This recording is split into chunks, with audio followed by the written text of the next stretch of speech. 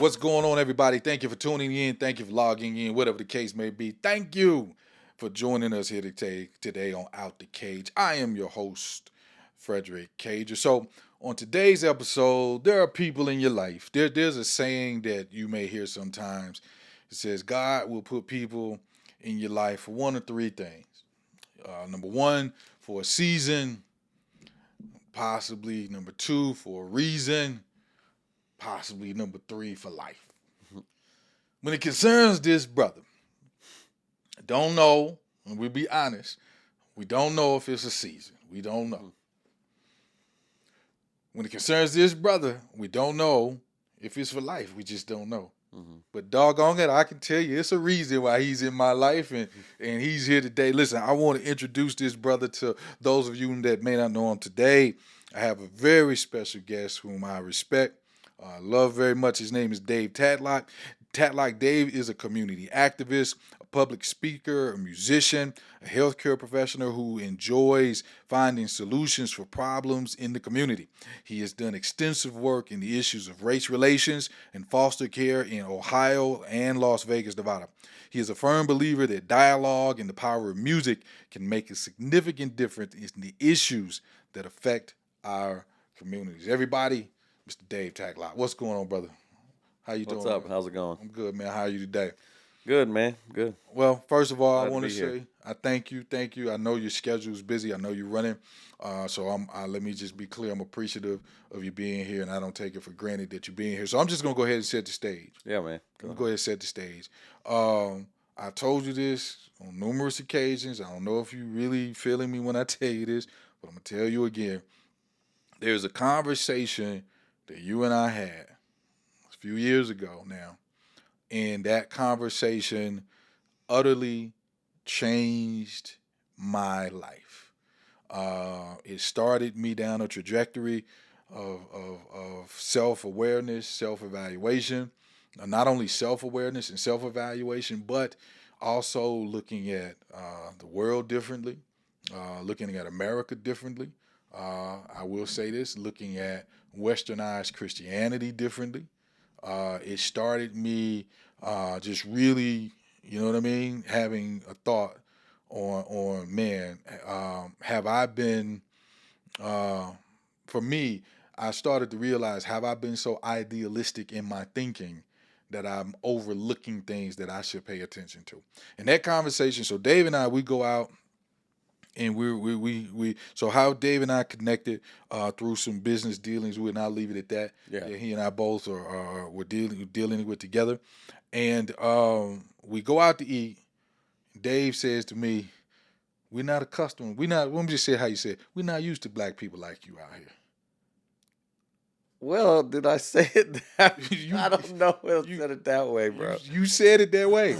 I think I said the communities that you frequent are gonna have problems processing you Wow. Explain. because you carried yourself as a leader, as a solution maker, as somebody with power, with um, that you walked and carried yourself like a king, and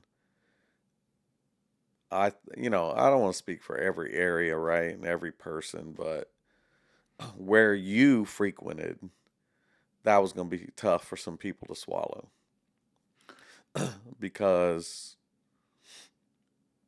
a lot of times people go to those areas so they can experience a homogenous life and a culture that they're familiar with, and they feel uh, very Homogenous. very Homogenous. Was homogenous. So, I'm just being real with you. Homogenous. Give me that, please. so you know how they make homogenized milk. Mm-hmm. Homogenized milk means, and I grew up on the farm, so when the milk comes out of the cow, there's cream at the top, and then there's the rest of the milk. Mm-hmm. Homogenized means you mix it up so it all looks exactly the same. So you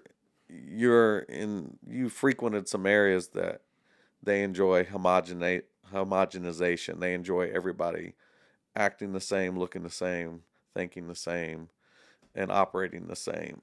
And you were going to challenge a lot of that just by who you are.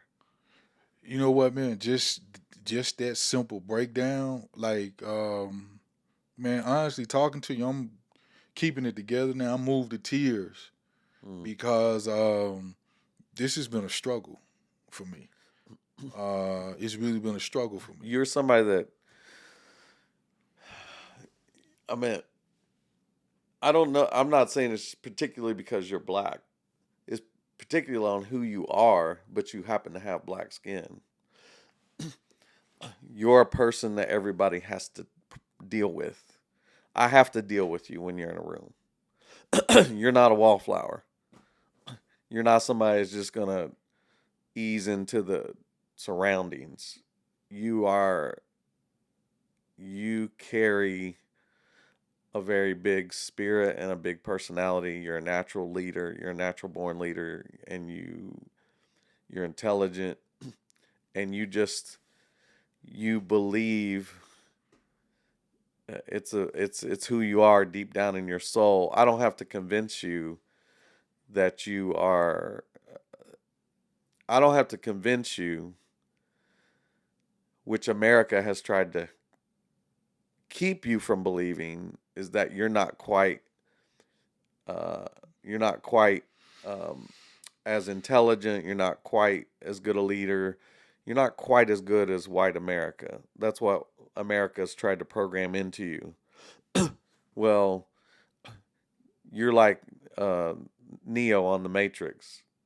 He's like, Yeah, your name's Mr. Anderson because we want to keep you down, and that's what we're going to call you. And he's like, no, my name's Neo, and you're not going to keep me down. And then he beats the crap out of all of them. So you're like that. It's like white America's will try to put stuff on you and try to press you down to where they're comfortable, where you are operating in an area that they're comfortable with you operating. But you're like, no, that's not me. I am a CEO. I am a leader. I can run this organization. That's just how you carry yourself. And it's not false belief. It is it is actually deep seated belief and knowledge that you don't have to think about. You don't have to convince yourself of it. You already know it. And so when you go into more powerful and wealthy communities and organizations, that white supremacy and white privilege is the dominant culture, and there's all kinds of subcultures that run off that. You're going to upset everybody's apple cart just by being just by your presence, because everybody's going to be like, oh, doesn't he know how this works? that's man, that's what they're going to be thinking. man, And subconsciously too, bro. man. Subconsciously. I'm trying to keep it, man. You when I say you reading the book from So cover to cover right now, so they're going to be thinking like, doesn't he realize how this works? And they won't even be conscious of it. It'll be more subconscious, and they'll be like, why am I so uncomfortable around this guy? I don't like this. I don't like this energy. I don't like what's going on. And so that's going to trigger certain behaviors in the people around you that will not be triggered by other people. You are somebody that has to be dealt with. man. I can't be in a room with you and not deal with you. And you carry yourself that way. You're like a king, man. You carry yourself like a king, and you're a king. I'm just as important as every person in this room, no matter where the room is, no matter what country it's in, no matter what city it's in, no matter what church it's in, no matter what community meeting it's in, no matter what board I'm talking to. I'm just as important and intelligent and able as all of you. If we weren't recording this and we were just talking, I'm tell you right now, I would step away, go in the bathroom, and cry because man, everything that you've just said is what I've been. It's you're absolutely right. My mindset is, and it's no dis. And my attitude in life is, it's not like I'm looking down on you. Be you. Be you. I'm No, just you're being not. me. No, you're not. Just be you. I'm being me. You know what You're I mean? just being you, and you being you is an Man. affront. It's an affront and an insult to white supremacy and white privilege. Before we move any further, I want to let everybody know what we're talking about today. We're talking about white supremacy. It uh, was like, oh, they went there pretty. What? man, What? man, we're talking about it, and uh, to put like a tag to it, I've called it the three C's of white supremacy because I've dealt with white supremacy in my community, in my career, and in church. Now, let me just, man, first of all, man, I love you. Man, what a lot of people don't know, we shot this before, Hmm. about a year ago now. Yeah. And let me be so, Dave has asked me, so there's a number of reasons why some of the things I haven't put it out there. Like Yeah. literally, like let me tell you this, brother. A lot of people don't know. Only couple, I've got a finished book that my publisher's been. Matter of fact, I'm on the phone. I got a phone conference on Monday with my publisher. They've been asking me, "Where's the book at?" Like everything's ready to go. I just haven't sent the manuscript in. I put it on hold. I had to, man, I had to stop and let my heart get right because to give people the backdrop. So I moved to Vegas from Memphis, from the South. In the South, I don't even consider it. I don't even know if it's white supremacy in the South. In the South, it's just like straight racist. We don't like you, and you know it. You know it. You know what I You're mean? much more aware of how people feel. You're aware of how people feel about you. White supremacy is scary to me because, like, being, and I don't want to put it on Vegas. I'm gonna say the West Coast because Vegas is really the West Coast. I say it to people all the time. People will be nice to you and think less of you at the same time. Hmm. And that I wasn't accustomed to. I wasn't accustomed to people smiling. When I say be nice to you, I'm not just talking about smiling. I'm talking about go out to eat with you, Hmm. hang with you. You know what I mean? And But I but you got wasn't. to realize, I brought up the movie The Matrix. The United States is kind of like the Matrix. We have been programmed to think a certain way about color of skin. Yeah. And that programming is conscious and subconscious. It operates at so many different levels. And so many people, especially white people, we may not realize that they are treating you less than.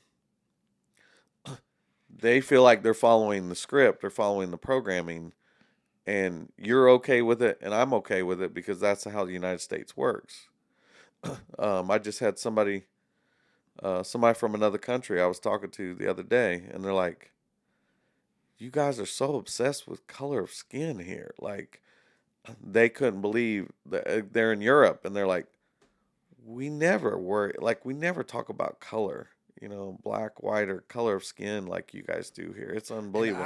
you know what, you want to hear the truth? I didn't really think about it until coming here. I mean, I was always cognizant of it. We knew it as a black man being raised in the South. Yeah, you know it, you talk about it, but I wasn't as coming here, man. It became like, nah, this is a way of life that I gotta. And some of the things you just broke down. First of all, before we move any further, I want to read this definition of what Webster defines as white supremacy. What white supremacy is defined by Webster is the belief that the white race is inherently superior to other races, and that white people should have control over people of other races. And then the second thing it That's the said, actual definition. You that's the got out definition Webster. All in right. Webster. And then this is the second thing it says, the social, economic, and political systems that collectively enable white people to maintain power over people of other races. That's Yeah. what Webster says. That second one's really good. But here's the thing. So me, and let me be clear, man. I'm gonna say some things in this. So I've got a bachelor's degree, I got a master's degree, I got a doctorate degree. Um, my thought process, even so, man, thank you. I mean, you don't even have a clue. And I'm trying to keep it together. So I went from pastoring full time to when I came out here, I went into corporate America, and it has been the blessing that I needed. It has absolutely changed my life because when you're in church and you're the pastor and you're the guy in charge, you're the guy that's hiring people, and I had someone to tell me people give you their best representative. They give you that. So working in corporate, it wasn't about you being a pastor. I don't care if you're a pastor. It wasn't trying to give me their best representative. I saw people in their natural habitat. Right. It makes me think of that. There was this in Living Color. They had this episode where Tommy Davidson was playing like the homeboy, and this white woman was describing the homeboy, and he ate the apple stick, and he was like, she said, for some reason that calms him down. So he was like in his natural habitat. So I saw people in their natural habitat. You are absolutely right in something that you just said. It's almost like Dave, and I'm trying to just I just man, it's almost like there's something that you just said that I understand, but there's a second side to it. You said a lot of white people don't know. There are a lot of white people that don't know, but there are also a lot of white people that know. Oh yeah. They know Oh exactly what yeah. they're doing. Yeah. Absolutely. They know exactly the people that didn't know, that don't know. I could deal with them and we could make it through. What angered me, and that's why I said I had to take some time. Man, I had never the anger that I had in me. It was real. That's why I didn't want to do the podcast. I didn't want to finish. I didn't want to pub because Bradley, I say this all the time. I say that this is one saying I say all the time. If I was black in America, I would be angry every day. Dave, I was, brother, I Every was. day. I don't know how I wouldn't turn over uh, tables, burn down a bill. I mean, I would be so angry that I'm constantly looked at and evaluated in a different way just because I have more melanin in my skin. It would drive me I bananas. was angry, and I had never felt that way before. You know, and let me tell you why I felt that way though, so it'll make total sense. I wasn't angry about racism.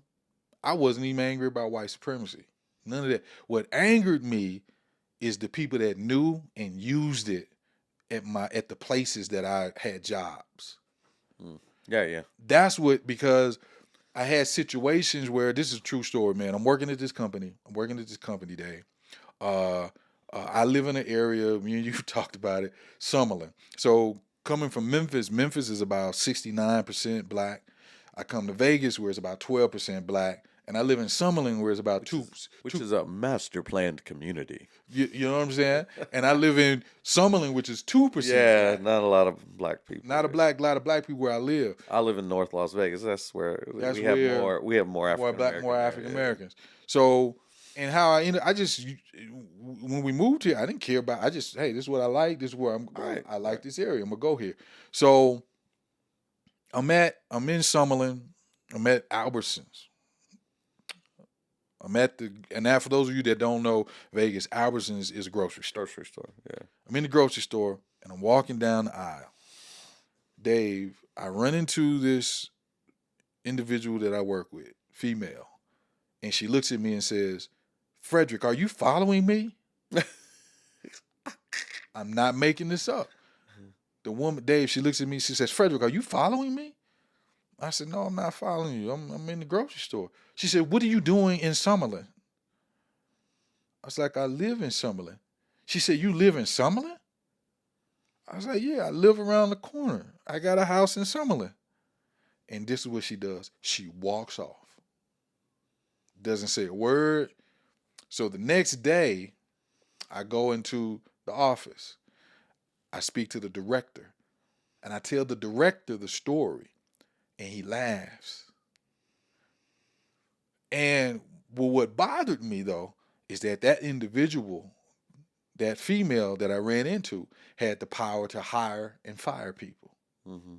So then I go to someone else in the company, and they say to me laughingly, oh, she doesn't like people with tans. And I'm like, y'all know? Y'all know. Okay?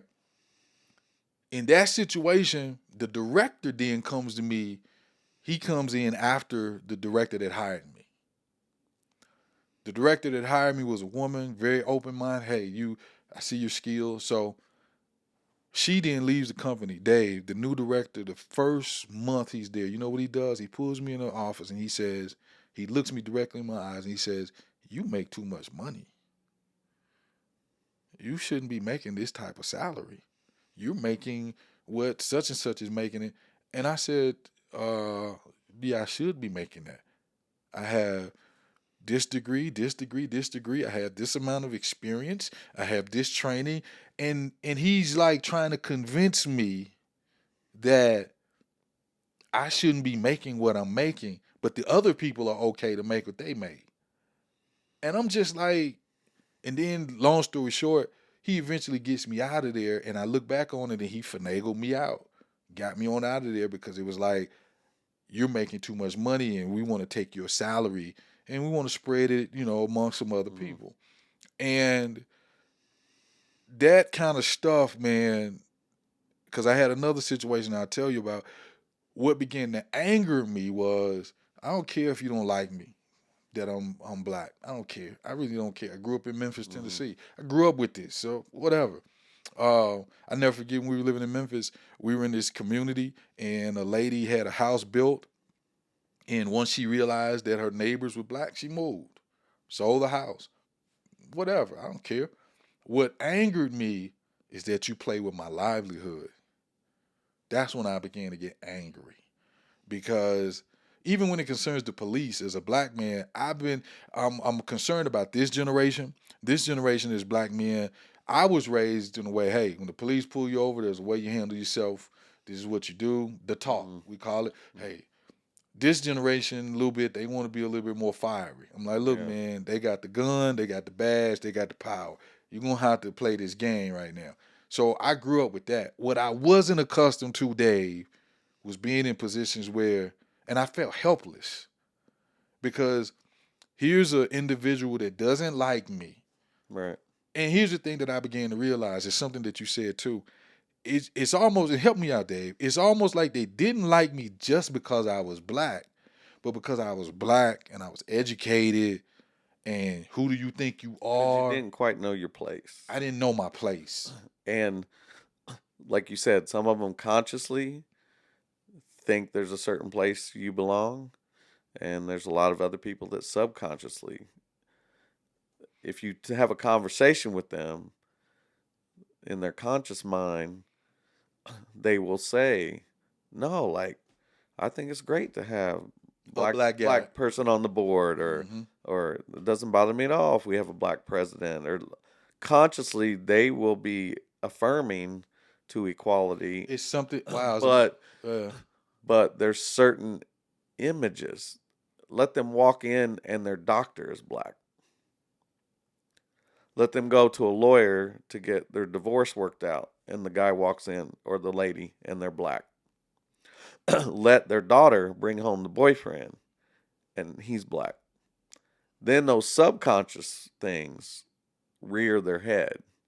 They're like, "Oh, I was okay with everything but that," like, um, so it's very interesting, because I dated an African American woman, married an African American woman, and there were so many things so many conversations I would have or had with people about black individuals, and yeah, it's fine, blah blah blah, but they see me and my wife together, or we go to a family function.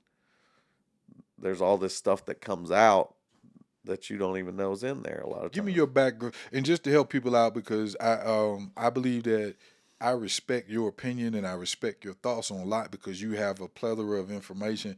Give us your background and your upbringing and why this subject for you plays a part. Yeah, I basically, I grew up pretty much like a cracker racist. Like where I was born in Indiana is really close to Kentucky.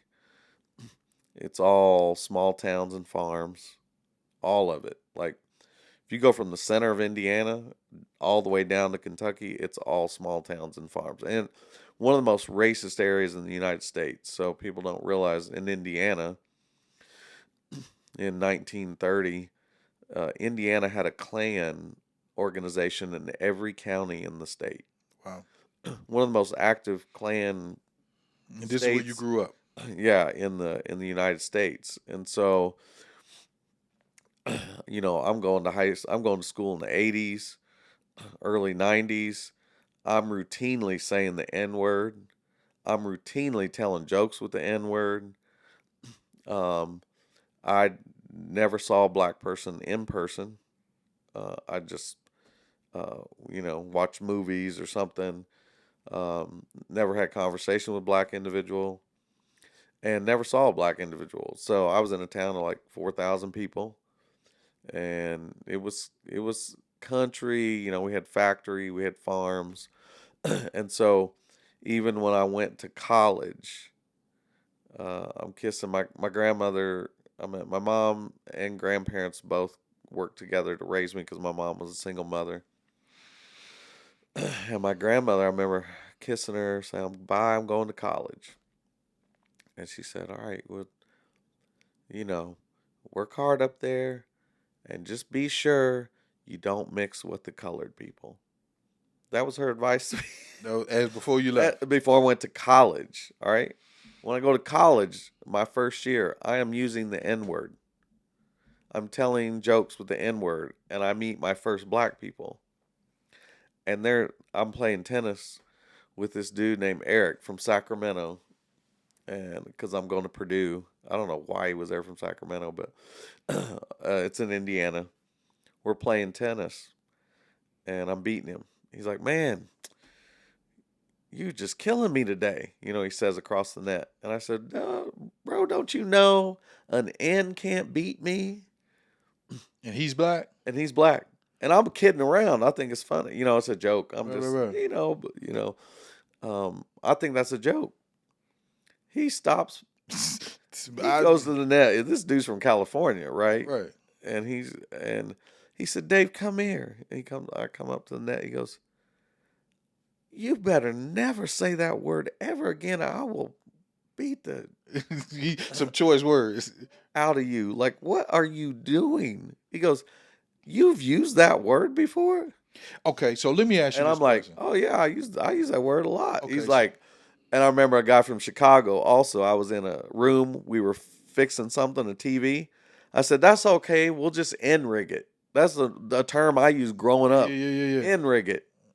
He's like, "What the heck did you say?" He was like, he's from Chicago. He's Black guy. like, "Yeah, no, this is a white dude." Okay, okay. He's like, "What?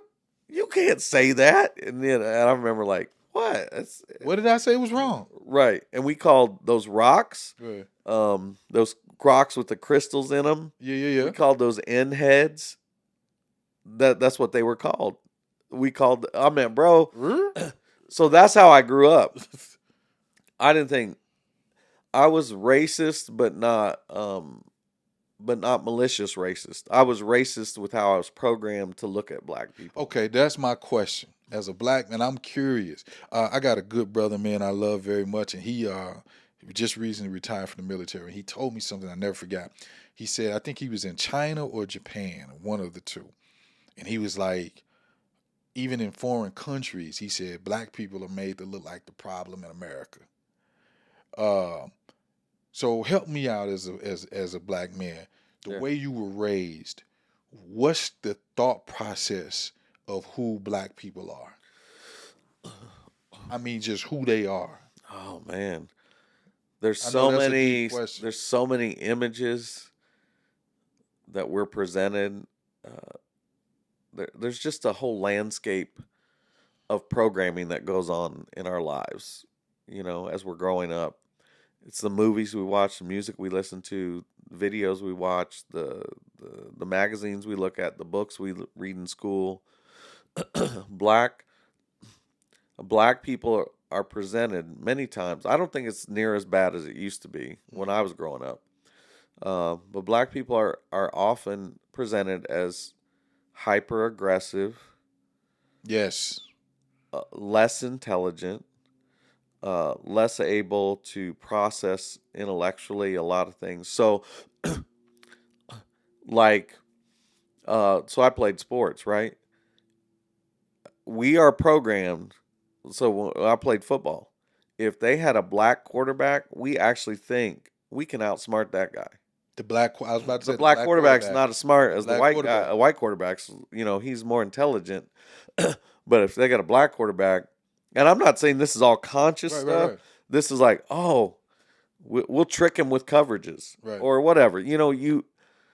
There's these narratives and all these images and all this stuff presented. Like I was watching uh, Shaka Zulu as a kid, Tarzan, bro. I was watching Tarzan when I was 15, and every dark skinned person on Tarzan can barely even communicate, Mm. grunting and all this other stuff. We're watching Lone Ranger, Tonto, oh, I help you get on horse, like, So it's the mindset is literally that's how some so what it people is, view black people. yeah, well, and so let's say I went to a meeting, let's say I'm 30 years old, I go to a meeting.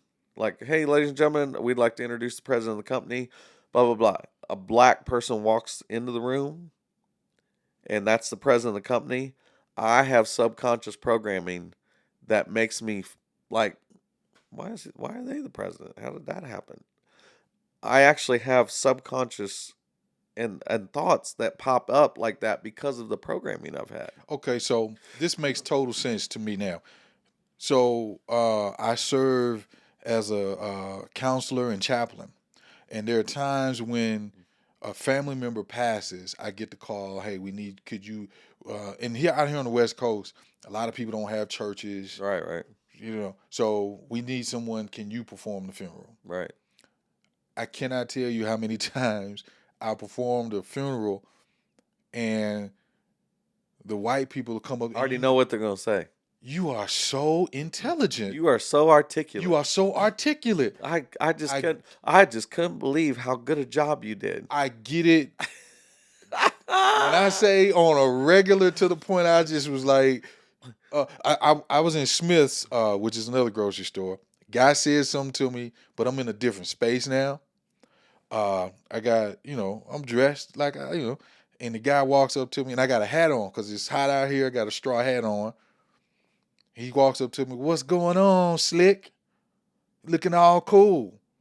And I keep a straight face, and I look him in his eye. I said, "I'm not slick, nor am I cool." See, that's you, bro. Only you, yeah. And he That don't is know you. how to he don't know how to No, he don't know how to cause I didn't like the tone in which he brought it yeah, to you me. like you're a person you can't come any way at. Don't bring it. So I'm walk. I can tell you exactly You're what I was always gonna walking. be like, come correct to me. Come That correct. that that's how you're always gonna interact with people. That's just who you are. That's the thing. See, those are part of the things I'm telling you. Like, if a white person comes up, hey brother, how's it going? Like, don't call me brother, No, man. I'm not. You know, You it's don't know like me. you're gonna make me feel uncomfortable because I'm like, I don't know. I thought he was cool with the way this program Nah, works. nah, And it's like, no, that's nah. I'm I'm not not cool programmed with. like I'm that. not cool. He walks up to me, "What's up, Slick? Looking all cool." I said, "I'm not slick, nor am I cool." And he was done. And he was like, I was just, I was well, kidding you around. you look good, man. I said, well, I appreciate that. Yeah, yeah, Because I didn't like the tone. It was like a level of buffoonery yeah, that yeah, he brought to me, and I didn't like it. yeah. You always will pick up on any angle that's not I'm just as good as you. So So and I want to be careful with my words because I don't want to say too much. So there's this church, uh, and they were looking possibly for me to come on staff or do some stuff. Uh, I get a call one day from somebody, and this is what he says to me. He says, "Frederick, you need to humble yourself a little bit more." I was like, "What?" Yeah, you just need to humble yourself. And it was a moment for me right there that I was like, uh, so I wrote a letter to the individual that I was back and forth with about possibly, and I told him, nah, I don't think I'm the person to be on your staff or to work with you. Mm-hmm. I'm not the person. I appreciate that, and let me be clear.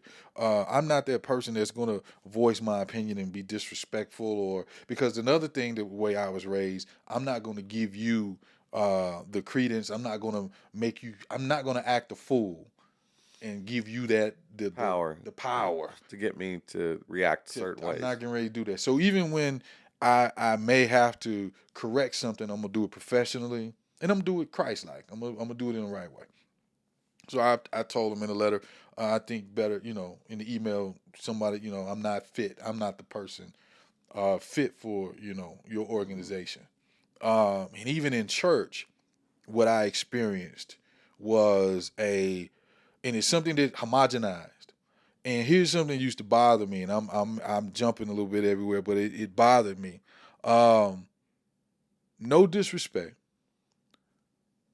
There, when we talk about even with church and it's diverse, a lot of our churches are not diverse. It's not diverse. It is. I can't find the word for it. Diversity is you like caviar, I like chitlins. Now, caviar is fish eggs and chitlin is pig guts. Mm-hmm. So I don't. Both of them nasty to me. Because I don't eat pork. So I used to eat chitlins. Now I grew up. Don't misunderstand now. So I already That's some whatever. horrible stuff. I cannot stand it. Whatever. But caviar. But that's diversity though. Diversity is you like caviar. I like chitlins. Right. Fish eggs, pig guts. Either or. What I began to realize is that this is not diversity. This is conformity. Yeah. That I need to conform. I gotta change the way I dress. And something as a black man that I would catch. No disrespect, I would see other black men doing it. They would take the bass out their voice. Hey man, how you doing? Uh, And I'm like, you know what I mean? And so I come into a meeting. True story. We're in this meeting, and they're talking about well, we're going to go into different communities, communities of color, and we're going to talk to the pastors. And so what we're going to tell them they need to do this and they need to do this. So I'm in this meeting, and I raised my hand. I said, well, I think it would be better instead of us saying that you're going to tell them what they should do. I think you should say, can we partner with you? mm-hmm. And can we talk to the pastor? I said, even though that pastor, his church may only be 20, 30, 100 people, but still he's the pastor. Right. So to go in and tell somebody you just going to tell them what they should do, I don't think you should do it that way. And this is what the room did. Crickets. It was, and it was like, okay, whatever. And they just kept on to the next point. And at that moment, I began to realize is that, nah, this is not what I thought. Y'all don't want, and I'm gonna say this, man, because I'm gonna say this in a challenging way. Even for some of my white brothers and sisters that talk diversity, and I'm gonna tell you this, it's easy to go to Africa and give them some wheats and barley. It's difficult to go down the street and give somebody a job Mm-hmm. that they may get to the point that they're on somewhat of a same level than you. Mm-hmm. And I began to experience that. And I didn't challenge it. It wasn't, for me, it wasn't a challenge. It was like, hey man, and there's another thing, help me out with this, Dave. I didn't see me as being challenging. I just saw me as being, hey man, that's not the right way to do that. Yeah. Here's another perspective. You're just, which any healthy organization that's well run is willing to have leaders who disagree, who see things differently sometimes, and can authentically be themselves. And I think there's a difference. What happens a lot is white led organizations will couch the issue as being you're not you're not conforming with company culture, organizational culture, And they're slick call it culture. but it's not the organizational culture. Mm-hmm. It's Mm-hmm. the white middle class Mm-hmm. culture Mm-hmm. or the white upper class culture. Mm-hmm. There's certain ways you operate. There's certain ways you say things. There's certain things you like. There's certain things you should like. If we do it this way, you should be on board. You got to change the way you worship. You got to change your music. You got to go from yelling hallelujah to just saying woo. You Yeah, there's so if you're not on board with all those yeah. white middle and upper class cultural things, then it gets couched. You're really not on board with the culture of our You're organization. not on board with the culture. But it's not an organizational culture. Yes. It's a white It's a middle and upper white class it's a culture. white run culture. Yeah. And And I don't want to and cuz so that gets mixed together a lot of times. okay. And I've heard a number of white led organizations that they will say, don't hire somebody you don't enjoy hanging out with. Don't hire somebody you don't want to go to lunch with. And what they're saying is, if we're not comfortable Yeah. with you, we don't want to hire you. Well, what makes you comfortable with somebody? That they see the world and they operate the The way way you you do. do. So you continue to perpetuate this mess of homogenized culture.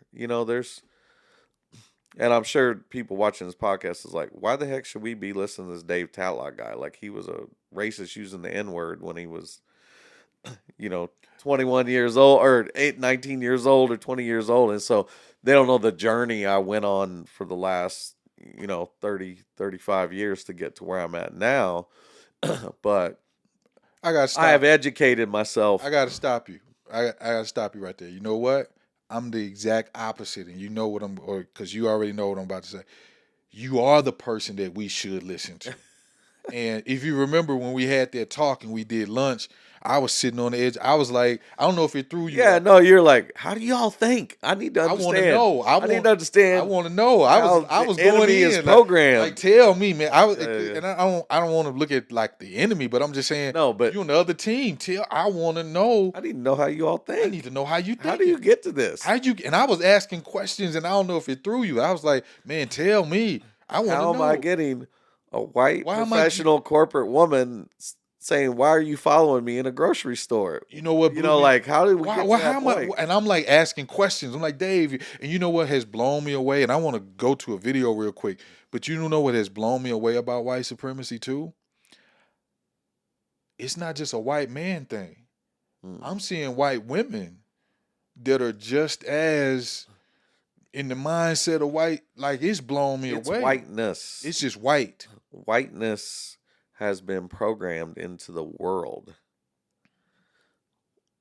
and if you follow it back through historical stuff, really a lot of it started with evolutionary teaching by Darwin, who was then followed up um, by scientists that worked with the Germans and Ernst Haeckel, or not Ernst Haeckel, I can't remember his name, but the scientist that started doing experiments and stuff with Hitler, he went off of all the stuff Darwin taught.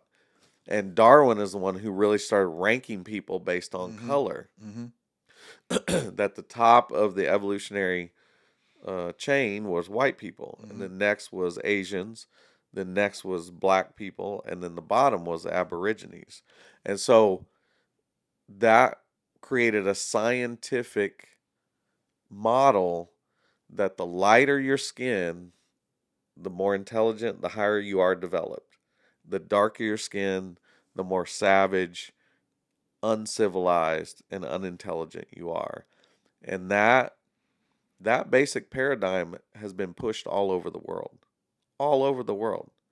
And so that is a basic paradigm that operates very strongly subconsciously Wow. and consciously. The darker your skin, Wow.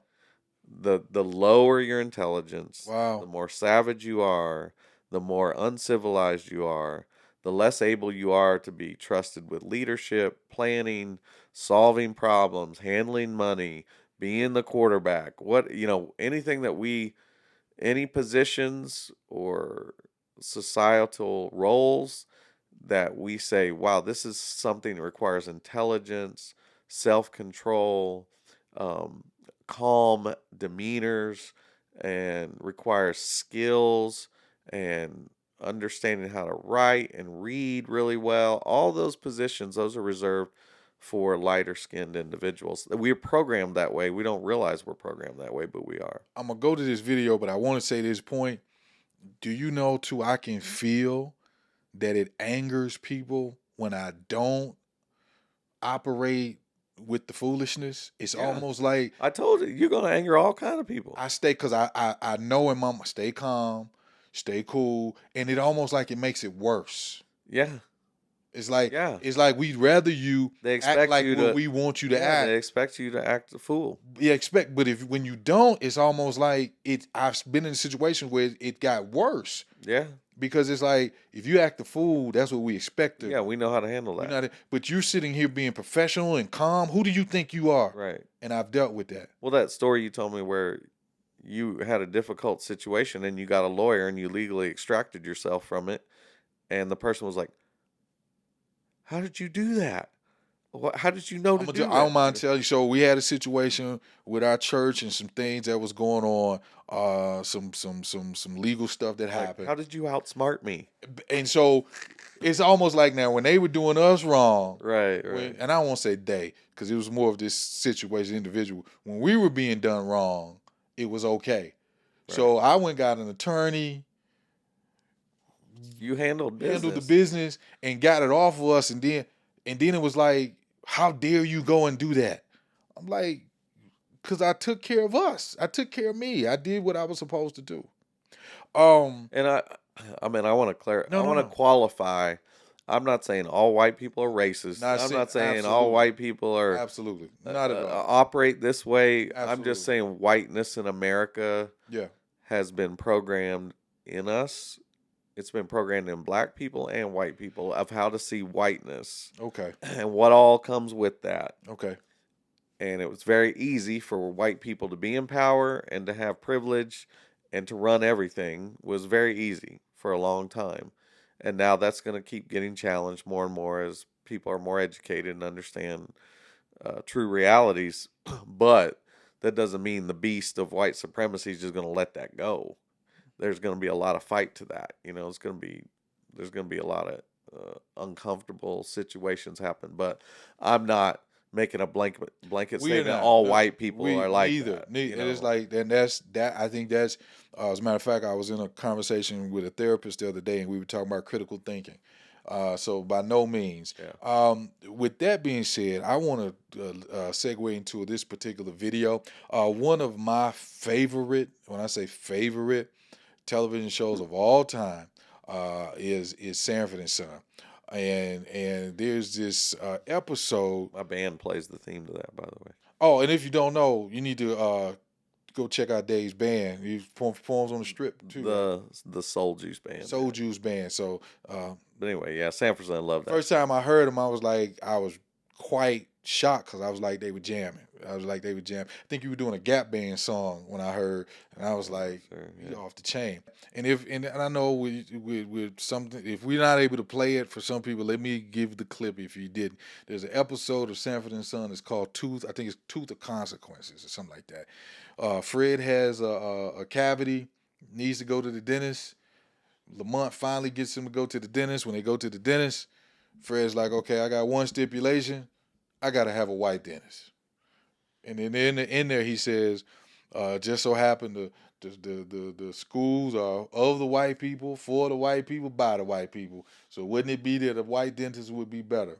Mm-hmm. They go to the dentist. They go in there. Black dentist comes out. Fred's like, oh man, here we go. Mm-hmm. He doesn't want to get his tooth done. Black dentist sees what's going on. He goes out, sends the white dentist in immediately. And what grabbed me in there too, Fred was like, when the white dentist comes in, it's like, whatever you say, doc, whatever you say. Trust, full the trust. trust is full. Whatever the trust is there. Whatever you say, doc, I'll do it. Comes out the white dentist, got his dental degree at some school at night. Hmm. Uh, you know, and so the white dentist says, you know what, this is bigger than me. Let me go get Doctor So and So. He's way better than me. It's the black dentist that comes back in. I gotta ask this question. This is a strategic question, a straightforward question, but I've thought about this question. Do white are there those situations where as white America they can tell when there's a black person that's leaning towards fitting in with them more? Oh yeah. I gotta ask that question. Meaning, Well, let you me mean in professional environments like just dental, or just anywhere.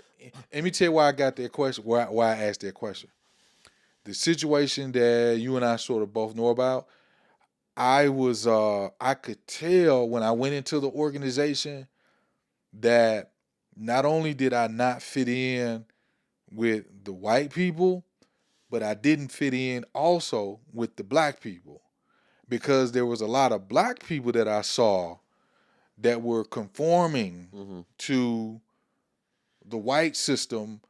And let me be clear, and I didn't go in with the mindset of it's black and white. I just right, went right, in with being me. right, right. But I could tell, and You would then have to make a lot of changes to make it work, you got to make a lot of and it changes. seemed like some African Americans were more willing or able to do that than others. And Yeah, then I'm gonna I think say that's what you're saying, right? absolutely. Then I'm gonna say something that's gonna be somewhat maybe annoying to some people.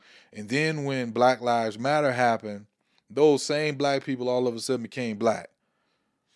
No, no, that happened. And I you know what I'm saying? And look. I was like, hold on. And this is what I'm I was not like. trying to comment on black people or African American people, but there was a number of African American people I was rocking with, and they knew I was cool and I was good to do community events and things with.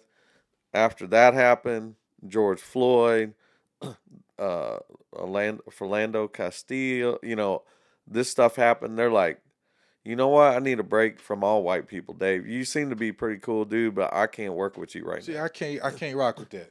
And no, but like I I can't rock with experience. that. I'm just saying I No. experienced I get what you're saying. I know. like this with, like you said, this shift of I whoa. We I can't get with that. And let me be Well, clear. what happened is there were a number of white people. They thought we can work together in the community. We can work together in the church. We can do stuff. But when those events happened, it crystallized this white supremacy I know. even more, I hear what you're and saying. it let so you saw a number of African Americans see white people that they had been working with like, what, you see it like that? Are you kidding me? You can Okay. And so that Okay. dichotomy drove, like you said, African American people to, I think, embrace more of what the struggle is, and we haven't come as far as we thought, because Okay. here's these white people saying this and this and this about George Floyd. Like, you sat there and watched the dude keep his knee on his neck for what, 2 3 minutes, saying he can't breathe, all this other stuff, and it's like, well, he had so much PCP in his Okay. system. Listen. Like, they Okay. denied that, Yeah. so Okay. it So, created this rift. I saw that. but here's the issue I have with that. As for me, I'm speaking for me as an African American man. Um, if you first of all, this is what I'm getting at with that situation. Some of those same black people that I saw in the organization that were conforming before Black Lives Matter were trying to convince me that hey, I'm telling you, it's not like that. And I'm like, nah, it is like that. You're conforming. And I'm telling you, like, so I had those black people trying to come to me, like, Frederick, you come on, man, it's all good. I'm like, nah, it's not all good. You don't see that? Just so I'm gonna say this. Now, I don't want you to take heat for what I'm about to say. Those black people, I saw them conforming to as long as they were being accepted, it was cool. As long as they were in the clique, it was cool. Then all of a sudden, George Floyd, Black Lives Matter, then they got black. And I'm like, yo, but you weren't black a year ago when I was in here in the office saying, nah, man. And what I'm saying, what grabbed my attention was that, okay, it takes a problem for you now to all of a sudden be black.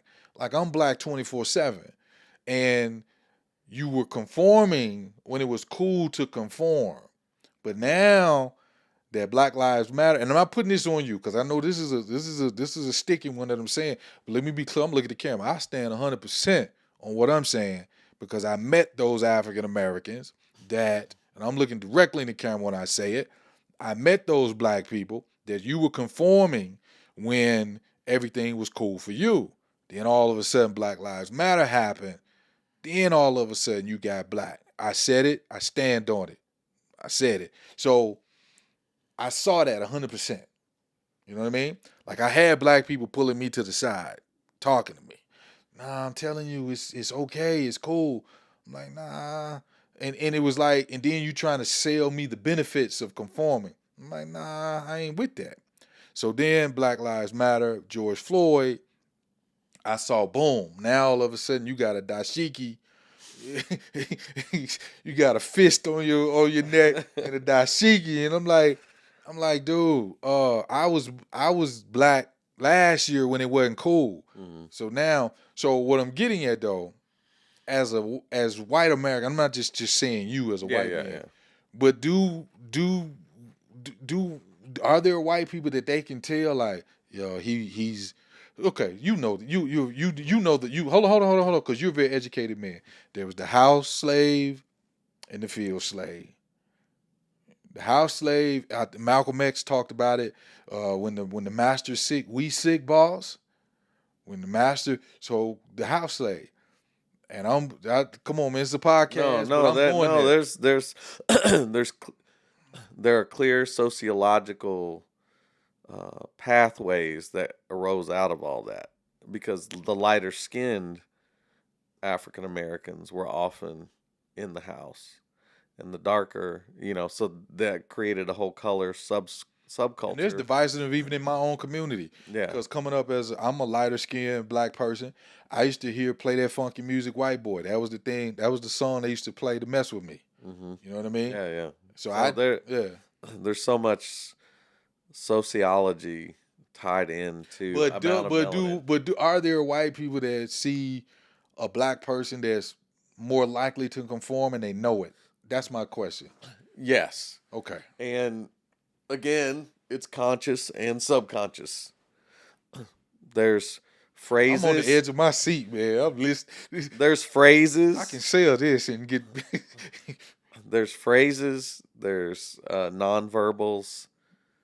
There's dress, just the way you dress. There's a lot of things. And like I said, as a white person, I'm not consciously thinking about all this. I feel a certain way based on a lot of these things. And the feeling is, oh, he can ride with us, or oh man, he ain't gonna be able to rock with us. Like, So there is a conscious feeling of in meeting me. oh yeah, within 5 minutes, a lot of important, powerful white people are gonna be like, he is not going to go with the program when they Okay. meet you. And I can't tell you all the reasons, but there's a number of things you say, do, and how you walk, carry yourself, Okay. So how let's you break it down. Give dress, me the say. how you Give me drive. the say. Give me the say. What is said that makes a white male. Well, just like you said, hey, slick, da da da. I'm not slick. Right there, He ain't it. right. Like I can't talk to him anyway. Okay. I can't Okay. be like, hey, dab it up, bro. And you're like, Yeah. don't dab me, man. That's Like just offensive to stuff like me. that. Okay. I don't know. It's If you offensive like to me. one of my favorite skits, and it's got a lot of colorful language, is the Dave Chappelle "Keeping It Real." He When said, it when goes, keeping when it keeping real real goes goes wrong. wrong. And he's like, da da da da. You know it, buddy? Or like, Uh-huh. he's like, right, brother? Or something. Uh-huh. He's like, And let me say this and as he's a like, black man, it's offensive. Like I'm at the grocery store, right? Guys, and the guy's talking to me, and he's talking one way to the guy over there, and then he talks to me, and it's like his whole, hey, what's going on? What's what I hear a lot out here? Right on, right on, right on. What? who What? uses that? Like I hear it all the time. Right on. I hear it all the time. White men say right Wait, on to me all the are you time. serious? I ain't playing. That is I ridiculous. get, and because it's like No white people use the word right on they use with it each all. other. They That's what I'm saying. You don't talk that way. never. I've been with white circles my whole life, and we never say that term. But Right on, so man. I'm at the counter and hey man, do you have that in a size 12? Yeah, right on, right on. We got it. I'm like, why is he saying right on to me? Like, No, we don't use you right know what I on, mean? bro. And it's this feeling of, am I making you feel awkward? Are you trying to be cool with Yeah, like me? so when like Are when you trying to, you know what I'm so when I saying? made when I started my whole transition to like being this my whole education process on understanding black and white culture and all, it really came out because I was attracted to a black woman. Mm, that'll do it. But I had all that programming. Ask Adam. That'll do it. I had all that programming. I can't do this. I can't mix. I can't date. Right. I'm not supposed to be attracted. And I was like, I gotta figure this out. Like, my mom and or different people. I'm listening to all these things, and I grew up hearing Bible verses against you can't mix and all this, and I'm like, man, let me go look this stuff up and let me start why can't I go out with this girl? She's fine. She's beautiful. Like, and I had guilt even being attracted. I felt guilty being attracted to her. Wow. That's deep. I'm like, we're not supposed to mix, so I can't be attracted to her. But I'm so attracted to her. What's wrong with me? What am Hold I? on. You know what's amazing, Dave? Me coming out here from Memphis, I've seen more interracial relationships here than I ever have in my entire Here, life. yeah, we could talk about the West Coast and In Western my West life. culture. How much less oppressive it In is my in that area. life. Yeah, it's much more accepted here. I was in the 7th grade. I'm not gonna say the young lady's name because I still remember her name. Are you gonna get me off track because you're gonna go into My your bad. own Go ahead. Go story? ahead. All right, go ahead. But so that's when I had to start really start looking into this Your stuff. evolution from where Yeah, you I'm came. gonna look at this, and then I started reading. I just got interested in slavery. I start reading. I read all the How'd you get interested in slavery? because I'm like, how did we get to this? But, Why is there all this black white tension? okay. What has happened to Okay. create this horrific How did we inability get to for the where we culture? are? Yeah, it's Yeah. like, so you talk about slavery, and I Yeah. start reading. I'm just reading because I like history. Then I start reading all the writings of Martin Luther King and the civil rights movement. Then I read the autobiography of Malcolm X, and I just do a bunch of reading. And then in the late 90s, early 2000, I went to West Africa with a trip with my congressman, got all the history of slavery there, saw the slave forts, heard the African historians talk about what happened and how horrific, So I started learning all this stuff. Um, and that was the process. So, to go back to your question is, can white people innately tell who's going to go with the predominantly white program and who's not? Yeah, we can tell that very quickly. It's there's so many nonverbals and verbals that happen that What's the you can mindset? tell when somebody's just not going to be forced to change themselves. So because I'm on one side of that coin, I get when you meet the black person that's not gonna go. What's the mindset when you meet the black person that and I'm not saying you. Right. But in general, what's the mindset? Oh, he's gonna go with he's rocking with the program. What's the mindset? What's the thought process? I mean, like I said, we're not talking about absolutes, and I No, think everybody's gonna know there's no absolutes. no, no, no. We're trying not to I'm be. curious, man. And let We're me trying not to be typical. stereotypical I'm curious. Okay, and things I'm like. Here's what I would say. I think and Dave, like my before you get this point, I want you to know this. I'm asking questions in pure. right. You want to know. I want to know. I'm You're curious. interested, yeah. I'm beyond interested. So my lady's African American, Right. but she is. Um, there are certain African American people that are not always worried about being down with the cause, fighting the man, fighting the power. PE. You know, because it takes a certain amount of energy to keep doing that, right? There's only so much energy you got as a human being, and you gotta pay bills, you gotta work, you gotta raise your kids, you gotta do all. So there's only so much energy you have to fight a long 500-year battle to change For the all rest the of your life. programming, Yes. change the programming of white America and white privilege and all. Like that's a multi-generation battle, right? That's not something you're going to end in your lifetime, So there's only so much energy you got for that. And some people are just not confrontational.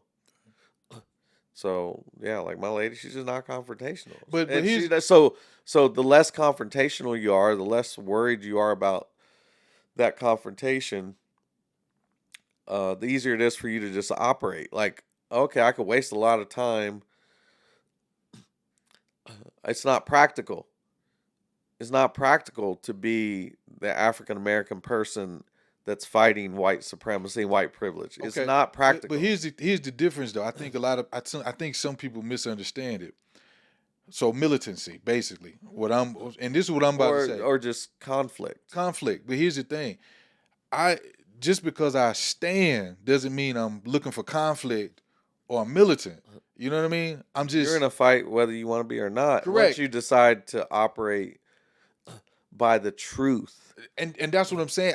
When you decide to operate truth. in the truth, It's not even militancy. I'm just as intelligent, I'm just as able, and I'm just as good as the top CEO at Kroger or Kellogg's or what. I have the same ability to lead and do something. If God has gifted me with that and given me those talents and abilities, I should have the same opportunity. These people should have. So just the fact that you believe that, which is the truth. I'm not coming in looking to be militant. You just operate. I'm just operating truth. in truth. 5 plus 5 white, is 10. White supremacy can't handle that. White supremacy is not going to let that slide. You can't come in here and operate like white supremacy is not true. And when you do that, white supremacy is going to attack you. So what? In one way or another. No way, one way or the other. And most white people don't realize they have been programmed to think in white supremacy thinking. Okay. So I'm going to have some problems with you, and I don't know why. Okay. I don't know why. I just don't want to hang out with you because you rub me the wrong way, Frederick. And that's what I experienced. You know what I'm getting like? Yeah, like, bro. When I walked in the door, you make people uncomfortable. I told you, you're gonna make a lot of people uncomfortable. I didn't come in the door to be black. It wasn't even on my mind. I didn't come in the door to be militant. It wasn't even on my mind. I didn't come in the door with 500 years of oppression and it wasn't even on my mind. I'm just coming in here to do my job. No, the way you dress, the cars you like to drive, the tastes you have. If that was a white man doing the same thing, I wouldn't even think twice about it. It's ironic that you said that. I wouldn't even think twice about it. I was at a company. You're driving in a great car and you're dressed up and you're talking about your trip to the Bahamas or whatever. If you're white, I'd be like, oh, yeah, that's supposed to happen. Just every day subconsciously, I would be like, that's supposed to happen. He's supposed to be doing that kind of thing. That's okay. It's like, oh, it's a black man doing it? Oh, how did you afford a trip to the Bahamas, Fred? I kid you not. How did you get that Just car? 2 weeks ago. Oh, you live in Summerlin? How did you? So what's your background? What's your? I want to know how you did that stuff, and I'm telling you, it's not conscious. Okay. it's not And like I agree. it's I so totally much agree. subconscious because darker skinned people are only supposed to do certain things and achieve certain achievements. And when you find darker skinned people doing brilliant things, leading great organizations, and doing stuff that they are able to do, my white supremacy programming is rocked. It's challenged. It's like, oh, this is weird. Like, we don't see, people, darker people doing some of these things, and you act like it's normal. And it is normal. And it is normal, but It's not normal. in the mind of certain people. Like, think about the Catholic Church trying to elect a black pope. Ooh, you talk about some problems. Yeah, And there's black yeah. Catholics all over And I didn't know how deep Africa and all. Catholicism is even out here, but And yeah, Bishop Tutu was yeah, African, yeah, yeah. but try to elect a black pope. Ooh, ooh. It's ironic. So the other day I went And to you see. saw you saw it when Obama got elected, a black president. Like, he was the first, Yeah. and it was like white supremacy, and many uh, Okay. communities of white people were trying to process, and things that he would do that if a white guy did it, it would be accepted or cool. It's not a big deal, but because see, a black president, see, he can't do the job. It's like it's all this programming. It's So just so much programming. here's the deep divide in my opinion. As we watched the video with Sanford and Son, even black people are programmed Yeah. with white supremacy. Even with black people, white is right. I was just in a situation. Well, to maintain slavery for 300 years, you can't have you could not have black people believing they're equal and capable. You can't have that. Man, what you The just said. system will not tolerate that, What because you just because said if is they actually powerful. know the truth, they will destroy this institution. They will run. They will. Nat, you thought Nat Turner? Everybody's gonna be Nat Turner. Do you want to know something? You bringing me to tears again because something you just said just hit me like a ton of bricks. I am a I am a kingdom minded preacher, so I teach, uh, man, your finances, your credit report, because I believe that one of the tricks of the enemy is that we just think about Sunday morning. So I'm Right. like, nah, man. From my own race though, I used to get a lot of kickback. In not so I lived in Atlanta where I got a lot of kingdom teaching. There it was different. When I went back to Memphis and I was teaching empowerment, and it hit me like, wow, we've been, even as black people, it gets back to Fred Sanford. Even as black people, we've been programmed to think that we can't do. I used to teach. Oh man, let's do businesses. My wife and I. So my wife used to be vice president in Memphis, vice Bank of America commercial. So before we left Memphis, we were working on opening a credit union. I went to other black people like, look, it's less regulations. We can put our money together. They couldn't fathom, and then it's Because you're getting into a whole nother topic. The topic you're getting into now is the self hatred that black people have been programmed with, the psychological warfare yes, that has happened for white supremacy and white privilege to function. You have to get darker skinned people to believe they're not as capable. And they hold on, can't go deeper with that. Go, that's and they deep. can't see themselves That's deep. doing they can't see themselves doing the Wow. same thing. So this plays out like this. So I was a high school teacher for 10 years, and I taught mostly brown students, like Filipino, Hispanic, African American students. I taught some Caucasian, but not a lot where I'm from or where I live. And I would do an exercise at the beginning of every school year, like the second week or something. We would do skits. We're going to do a skit. You're going to get groups of 4 people. Here's your script. And we're doing a healthcare, it's a healthcare scenario. And just you guys act out the parts. All right. And invariably, one of the people in there has to be the doctor. And I had a doctor's coat. And I'm like, whoever the doctor is, when you do your skit, you got to wear the doctor's coat. And you would not believe how many brown skinned students trying to put that doctor's coat on could not process, they cannot see themselves ever being that person. And the acting out that would happen from that, the yelling, upset, just argumentative, just this, you saw this process happening. They could not see themselves as a doctor. They couldn't see themselves as equal or as capable as who they thought a doctor should be. Just like Fred Sanford, the dentist should be white. Why do you think the dentist should be white? Because the dentist is a very intelligent, highly skilled person. Well, that can't be a black person.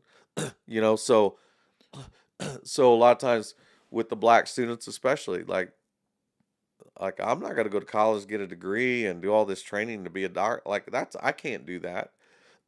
And even they might say they could, but when you start trying to get them to take action, like study for a test Right. or do the actions, Self-sabotaging almost. yeah, they self-sabotage so that they can, well, I didn't study, that's why I got a bad grade. Instead of the work it takes to achieve, and that's what I would tell them. Like I would show a picture of 6 brains in jars at the beginning of every year.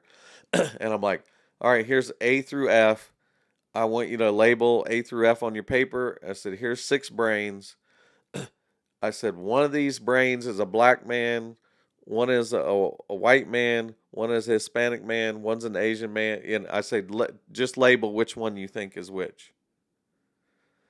You serious? Yeah. And they would see, you all have the same dang equipment. You have the same brain that Einstein had. You have the same ability. You have the same equipment. You can do the same work. You can be Einstein. You can be Sir Isaac Newton. You can be a doctor. You can be a lawyer. You got a brain.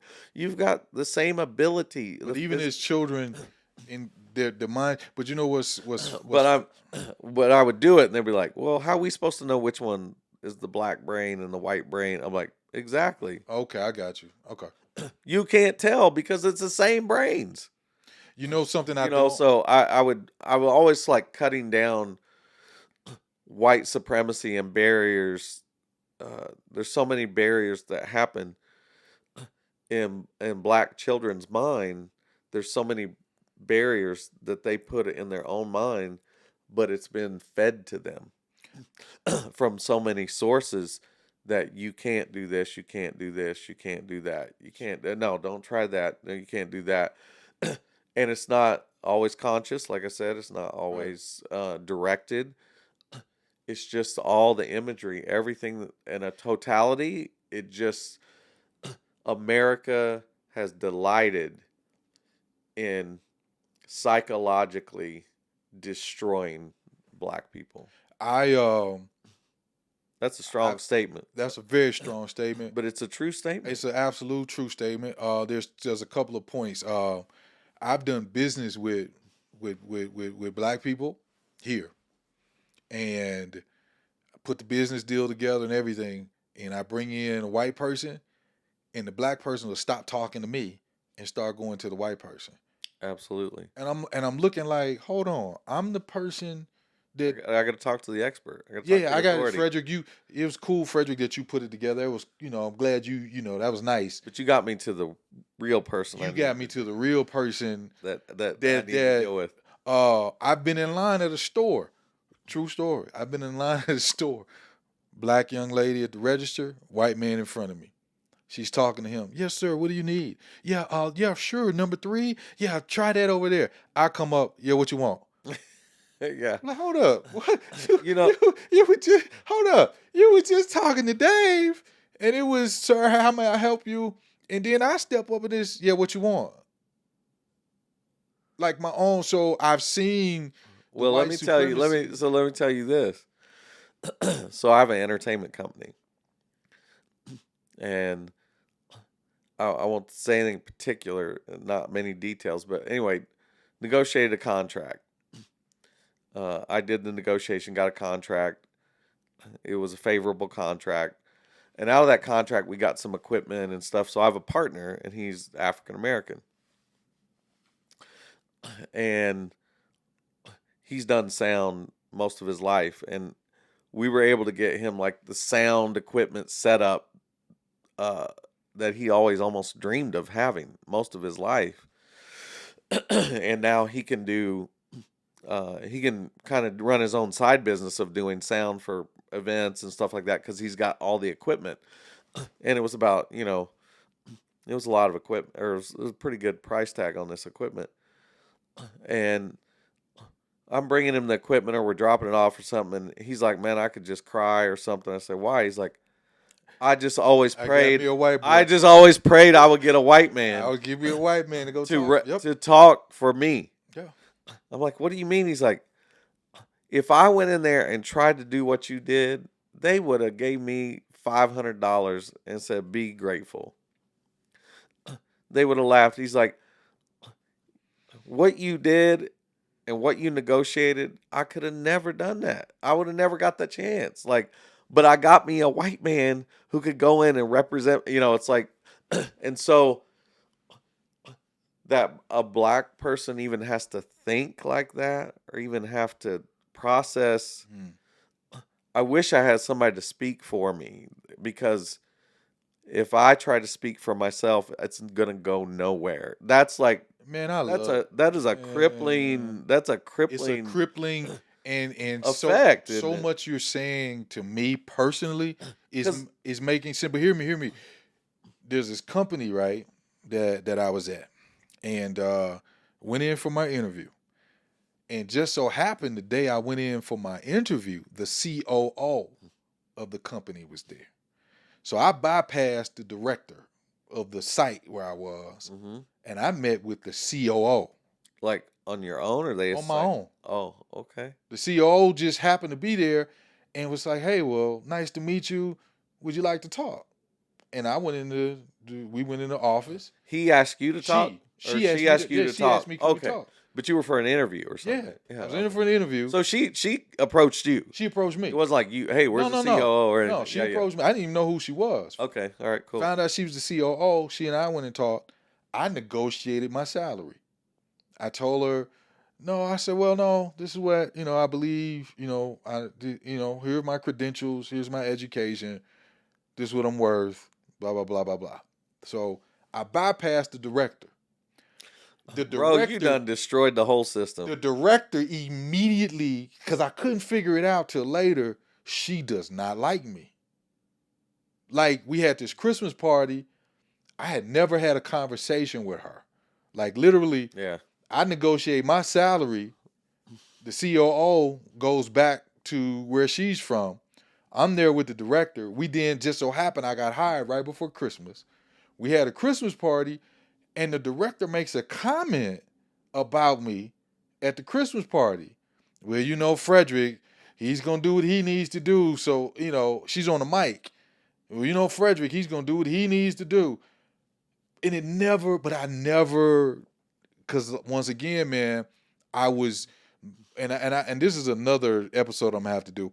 I was so caught up in my idealism of how things should go that I was overlooking how things were going. And that's why it threw me so much. So she was angry with me from day one. Yeah. I Yeah. bypassed her to the point, and I'm gonna tell this story a little later. An issue broke out, and one of the comments she makes to me, "Listen, you're one of the highest paid people," and I was like, "What's that got to do with anything?" I negotiated my salary. You know what I mean? I don't understand why this is a problem. when I when I came here to Vegas, I came here to work with Cirque du Soleil. Oh, So the really? shows that are on the strip and Yeah, stuff. yeah, Yeah, yeah. I did physical therapy for them. Okay. And it was a while I figured out some of the performers realized they could negotiate salaries and some of them didn't. Some of them were just so happy to have the job, whatever you pay, okay. We want Man, the job so bad that if you pay us, yeah, we don't want to negotiate and jeopardize the job. But some people are confident in who they are, their abilities.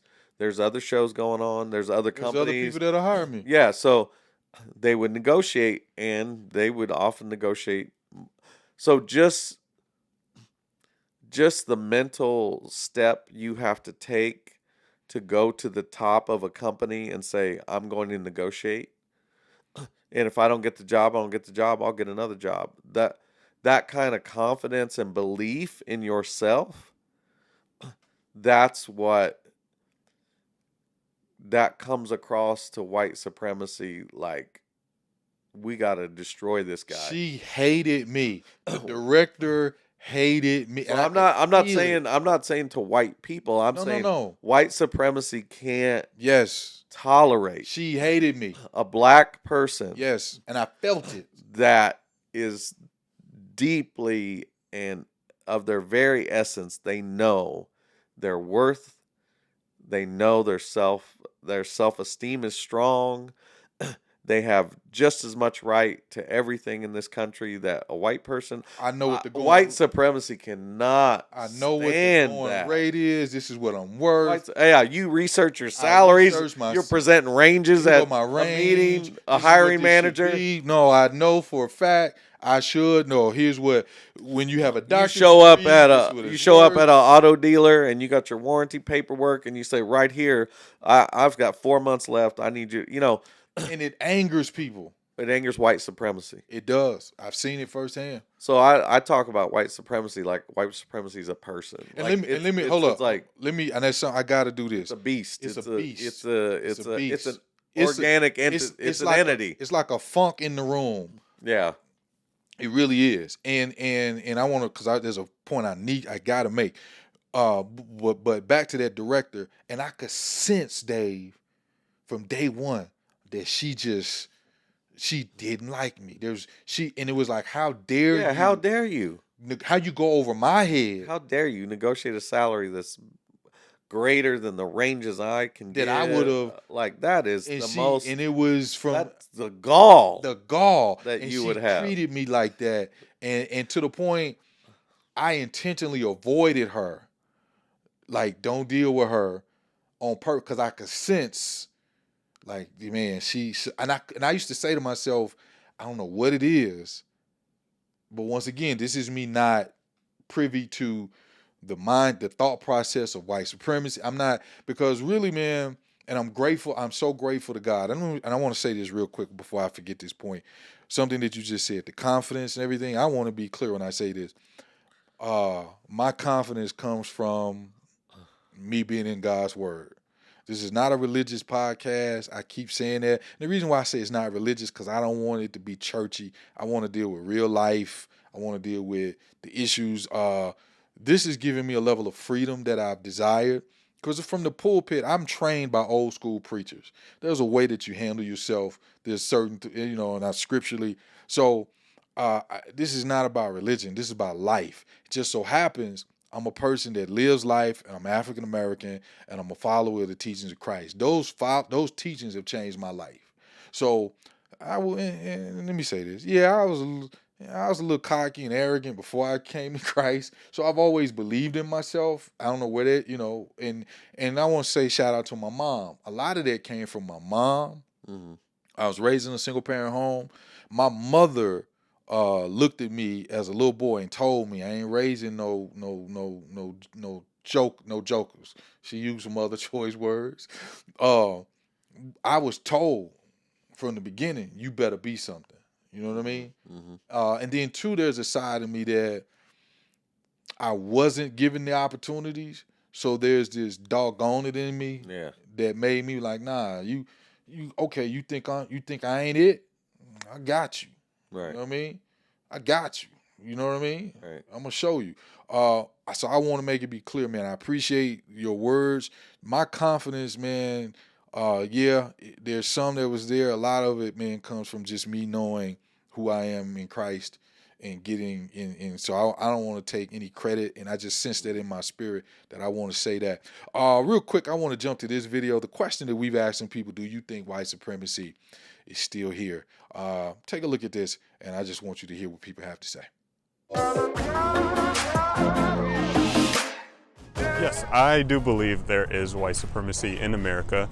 Granted, I do believe that it's getting better, right, as the generation goes on and we start to see different perspectives, different backgrounds, and just accepting in that. So I do believe that it's getting better, but it is certain groups in America that I believe is still there, right? We could look at data 2018 to 2019 is groups and organizations that said it's increasing, right? As we speak, the organized groups around the country meeting to talk about white supremacy or just to gain advantage, right, on people. But I do believe, again, informally, it is getting better, right, for the different generations that's coming up and seeing and accepting. But we do have a long way to go, even though we have stepped a long way as well. I personally don't believe there's white supremacy as a overall institution, but I definitely believe there's people in America who are white supremacists. I think that you have that not just in America, you'll have that all around the world.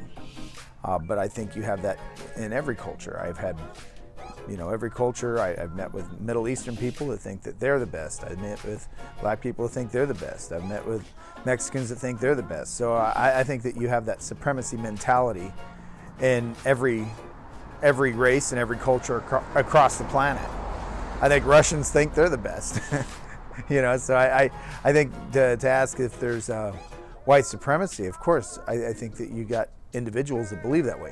If you're asking on a country level, I don't think so. I don't think that if we were a white supremacist country, I don't think you could have had a black president. I don't think that if we were a white supremacist country, you would be able to look somewhere in the country and find at least one law on the books that was about race, that said that one race was better than another, and you just can't. There's not a single law you can find on the books anywhere in this country that puts one race above another. So, do you have individuals that believe that way? Yeah, but I think as a country, in the last 50 years, we've done a lot of work in this country to try to level the playing field across all races and all boundaries.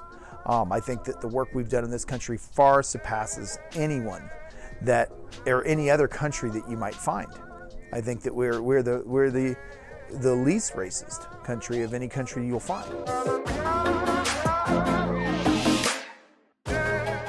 All right, so those were just the opinions of what people are saying. I was saying something to Dave off camera, and I was like, man, I don't even want to say that off camera. Man, I'm so grateful to you, man. Like I told you, man, it moves me to tears, brother. I know maybe you don't. Wow. I don't know what I'm saying, man. Because, and I'm gonna tell you what it is. It's like the Matrix. It's like Neo. It's like so similar. It's so similar. It's like the information. How I feel at this moment in talking to you when I talk to you is like, it's almost when Neo and Morpheus were in the white room and he was showing them the TV and. No, this is what's really been going on. You think it's, and at the time it was, I think that was 98. You think it's 1988, but really it's this time. And that's the Matrix is very similar because it's kind of like if you're a which is white, one of my favorite if movies. you're most black people have taken the red pill. They understand what reality is. They understand what the truth is. White people have to take the red pill. That means we have to be willing to throw away the false concept of white supremacy because it's absolutely ridiculously false. And genetically it's false. I mean, when you look at the genetic pathways of mutations and people of color were the first people on the earth and Caucasians are the last humans to show up on the earth and we have more mutations in our genetic scheme, our DNA, which Dave, means you on another more level. mistakes. You on another level with your info. Go ahead though. We have more mistakes in our DNA because we're farther down the DNA chain. The farther you go, the more mutations or mistakes you develop in your DNA and all this. So really, physically, we have more mistakes. We're physically uh, on a DNA level inferior to African people. African people have the best DNA on the planet. They have the most variety of DNA. And then as people Where'd you migrated, get this information? this is all medical stuff. This is easily proven stuff. Wow. So I've been in medical for 30 years. I taught all this. I taught medical classes. I explained genetics and DNA. So when people migrated away from probably Central or North Africa, they took their particular DNA with them, but they lost the total amount of DNA that's still in Central Africa. So, so there's just all these narratives, things we've been told that aren't true. So when white supremacy is false. I mean, it's a false idea that white people are more capable or more intelligent or more whatever. There's a way culturally we like white people liked writing down things a lot more than African people and other cultures, Eastern cultures. They're oral cultures. They speak history. They don't write it down. So like if you go to Africa and you get I forgot what the historians are called there. There's a certain name, but the people they can repeat 1,000 like thousands of generations of lineages by memory. They are oral historians, so they didn't value writing stuff down. So we think because we like to write stuff down that we're smarter. So as we close out, and I want to leave on a positive manner, tell us, man, give us what was the evolution, brother? Because you went from don't using the N word, don't talk to black people, don't deal with black people, to marrying a black woman. What was the evolution and what happened? So, like I said, it started when I kind of got attracted to a black woman the first time at college. I had to start because I felt guilty that I was attracted because I wasn't supposed to be with her. That's the way I thought. So, looking at it in that aspect, the other thing that happened was a whole spiritual thing. Uh, One day, like my sophomore year, I was walking back to my fraternity, and I would go to church on a Sunday morning and go out to eat lunch and then come home. And I was walking home. It was like 2 o'clock, and I was walking up to the fraternity house, and across the street, I heard this singing, like singing I'd never heard before. I was like, "What? Who is singing like that?" And then I kind of figured out, oh, I think this is a black church or something. So I walked across the street. The windows were open. It was like the Baptist Student Union. And some people were having a church service, like 15 people or so. But the singing was amazing, and it was like deep. So what happened? I had a really kind of a tough childhood. I was paying for college myself. I was struggling. And when that music hit my ears, it like pulled all, and so I just start crying. I'm just sitting on the steps outside crying, like just boo-hooing, bawling. Like I hadn't let any of this stuff out for a long time. And this lady is going to the bathroom. She sees some dude sitting on the steps. She opens the door, says, "Are you okay?" And she's like, "Oh my, you're crying and everything." I was like, the music is just so, I don't know what's going on, but yeah, it's hitting me. And she's like, "Well, honey, gospel does that to some people sometimes. You come on in. God's working on your heart. Come on in." And I was like, Wow. and I was like, all I could hear was my grandma like, "Don't get mixed up with the colors." I hadn't really hung out with black people at college or anything till this time, and I was like, "I can't go in there." She's like, "Come on in." I was like, "I can't go in there." She's like, "Honey, get in here. Come on in. You're gonna be fine." Blah blah blah. So I walked in, and there was like 20 rows of chairs, and they were in the first 3 rows, and I sat in the back row, and I was like, this is the first time I've been around black people, and the music was amazing. I was listening, I was crying, and I started going to church there every Sunday. I would go there just to listen to the music. And she's like, well, do you sing or anything? You want to sing? You like the music so much? I'm like, yeah, I was in choir. She's like, well, come on, let's come up here and sing in this choir. And I would start learning some of the songs, and I would just sing in the afternoons. And then um, like after 2 months, she's like, well, honey, I think you're ready. One day we're there. I was like, ready for what? She's like, I think you're ready to go sing in the gospel choir for the university now. They got a gospel choir. I'm like, oh, I really like the music and stuff. I was like, okay, what are they called? She goes, BVOI. And I was like, what's BVOI? She's like, Black Voices of Inspiration. And I was like, Virginia, I don't know if you see all right, but I can't be in the Black Voices of Inspiration. She's like, you're with me. It'll be fine. You just That show sound up. like a black one. Come on, honey, I got you. She's like, I show up next Wednesday. I got you. Tell Just her Miss Virginia which sent you. and just have a song ready to sing. Some of the songs we sing, just pick one, and you have to sing a little bit. And I'm like, okay. So I really like the music, so I show up and I go into this room, and it's the BVOI rehearsal, and there's 80 to 90 young black people, okay, like 18 to 24-year-olds. I walk in the door with Virginia, Did crickets? and no, it's like, oh, look who Virginia got today. Oh, Come wow. on, come on. And sing, white boy. Oh, yeah, we got Our it. community is more. Oh, is very, man, they were like, yeah, man. the reality Yeah. show is about to happen. We're Yeah. about to watch this reality show. Okay. Who is this little white dude with Virginia? And she's brought him into this rehearsal. Like, well, let's see what we got here. This is gonna be good, And it's like, they were just, laughing like crazy. It was almost like I don't think this was going on, but almost like they were taking bets. Like, I got 20, he's gonna make it. I got 20, he ain't gonna make it. He gonna bomb. Yeah, he's gonna Yeah, sound yeah. terrible or whatever, And so, so I'm at the rehearsal, and I'd sing a little song audition, and I make it in the choir, and so I start singing with this black gospel choir. I'm the only white guy in the choir. Do that my last year at Purdue. I transferred to Indianapolis to go to physical therapy school. I listen to the radio station. I find the black gospel station. I call the DJ. Hey, where's a good church I can go to? A predominantly black church that has gospel. Try this one church, Messiah Missionary Baptist Church.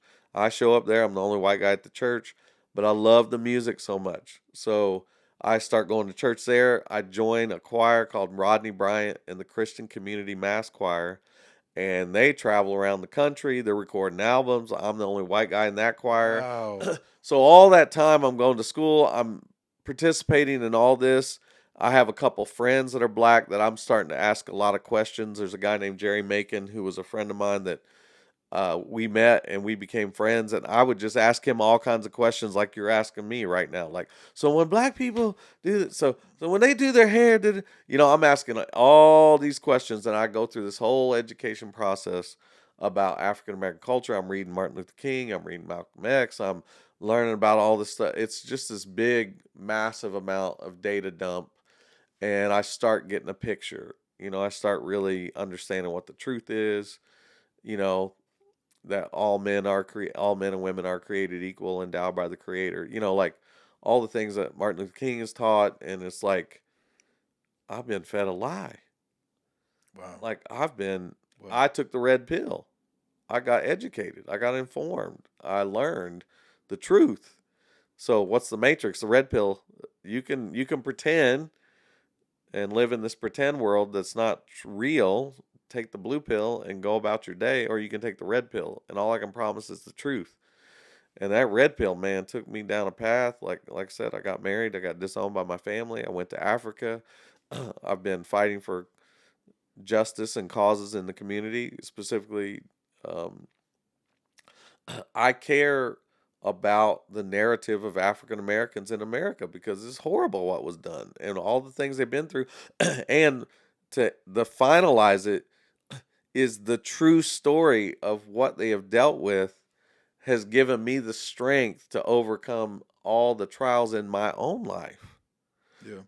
I've had a lot of crap in my life to overcome, Yeah. and poor, like Yeah. Yeah. insane poverty, and I was picked on as a kid. I was real short, picked on, beat up, uh, made fun of, and all this. So there's commonalities in any color of skin with poverty, right? Right.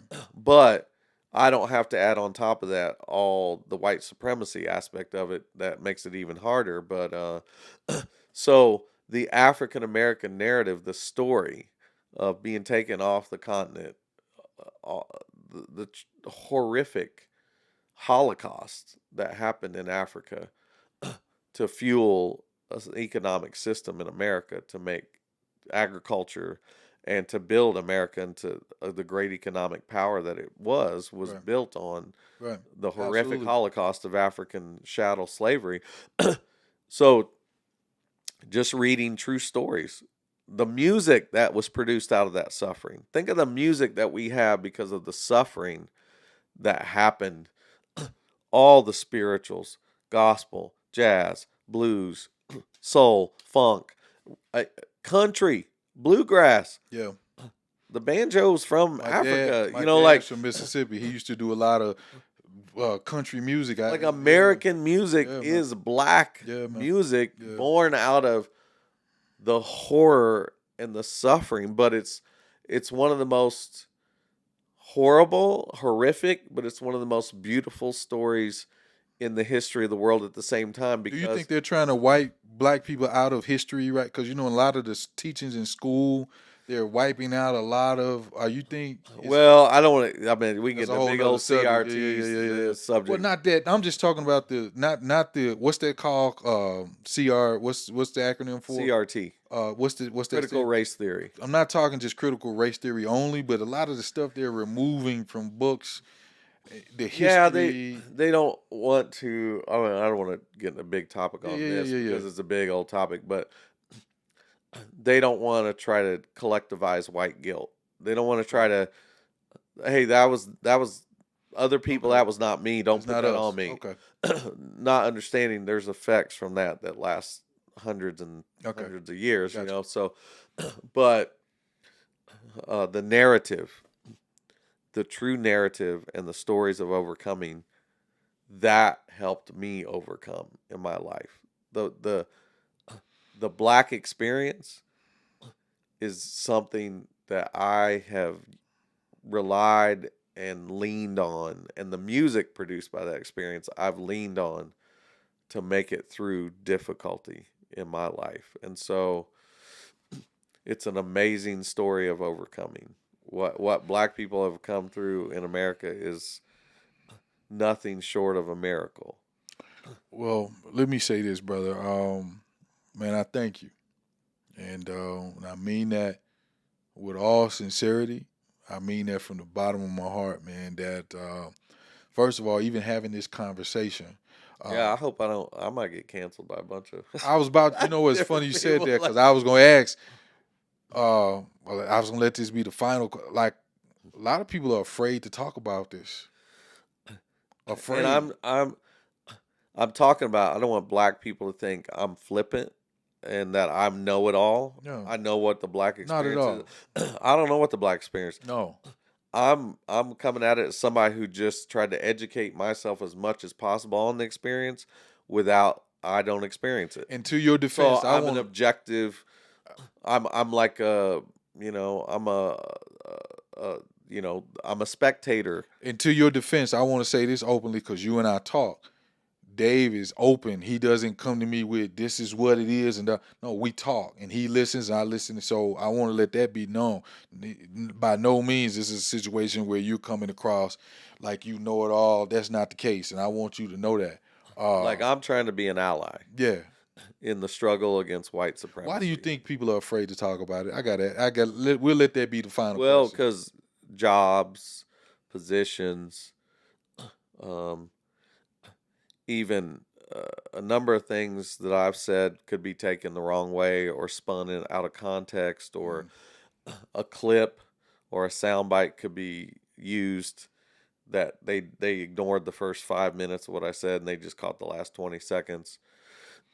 So people can paint me a number of different ways off this, and nobody wants to get painted wrongly about this, or this used against them, or used against their their positions or anything. And and to be honest, I'll be like, before you put this out, let me watch this and let me see, Not gonna happen. So what's going on or what I need to be aware of. But it's fueled. I'm a musician now, and the first song we released, and I have a big funk and soul band, 10-piece band. The first song we released is a song called Brown, and the song is, I don't know if you remember Schoolhouse Rock. yeah, the cartoon. That is our Schoolhouse Rock song. Okay. It's a song with great music, but teaching a very simple educational message. Every human being in the world has coloring and pigment in their skin. And every one of those people, the cells that make that color are called melanocytes. And the only pigment in a human is brown. We are all different shades of brown. We're just different shades of the same color. I'm not white, I'm light brown.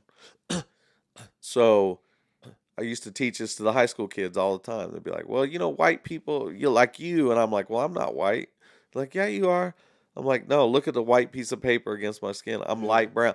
Because I would teach them about the skin. We would go over the skin system, and they'd learn about melanocytes and melanin. I used to say that as a kid. White It's people like, aren't white. We are all Black brown. people aren't black. We're all brown. So the whole foundation of racism is wrong, error-filled thinking that we're different races or we're different colors. We're just different shades of the same color. You just got a little more of it than me. And that's it. That's the only difference. You got a little more skin color than me. Or that's like saying all blue-eyed people are idiots and all brown-eyed people are smart. And there was a lady named Jane, the teacher, that did that experiment. But it's like brown eyes and blue eyes. I remember that. It's just picking. Yeah. Somebody's got a little more of the same color, so they must all be this. And it's like, it's so stupid. So the first song we released is Brown. It's like, it's the hue we're in. It's our melanin, the color of our skin. We are all just brown. The color that you see, it's our humanity. It's connecting you and me. We are all just brown. Like, that's the whole, so it's influenced and infected the music that we produce as a band, is this idea of empowerment of, we're writing our second album right now. We got a song, You Gotta Treat Me Right. It's a James Brown type of song, and it's like healthcare. How can you just throw people out on the street because they don't have insurance? And it's more minorities don't have that, and it's this idea like, treat me equal. Give me equal treatment. I'm a human being, just like these other people are human beings. How can I be treated so undignified? Give me the dignity of being treated like I'm a human being. And so it influences the narrative, slavery, the African American historical narrative. It influences everything I do, and it informs me about my life and my decisions. And I want to be an ally. I want to be somebody that's on the team. I'm just help lift the weight the best I can. I'm very much against white savior syndrome. I'm not supposed to drop in the neighborhood and fix all the problems. I'm here to help who's doing the work, and I'm here to put my hand in there and do the work with you, and let's do it together. And I'm about empowerment. I want to empower minority leadership.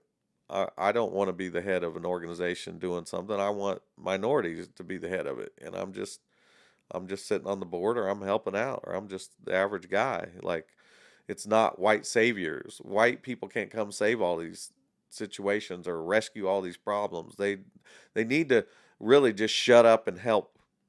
That's what a lot of white people on these situations, like you said, go to the people in the neighborhoods and communities doing the work. And partner with them.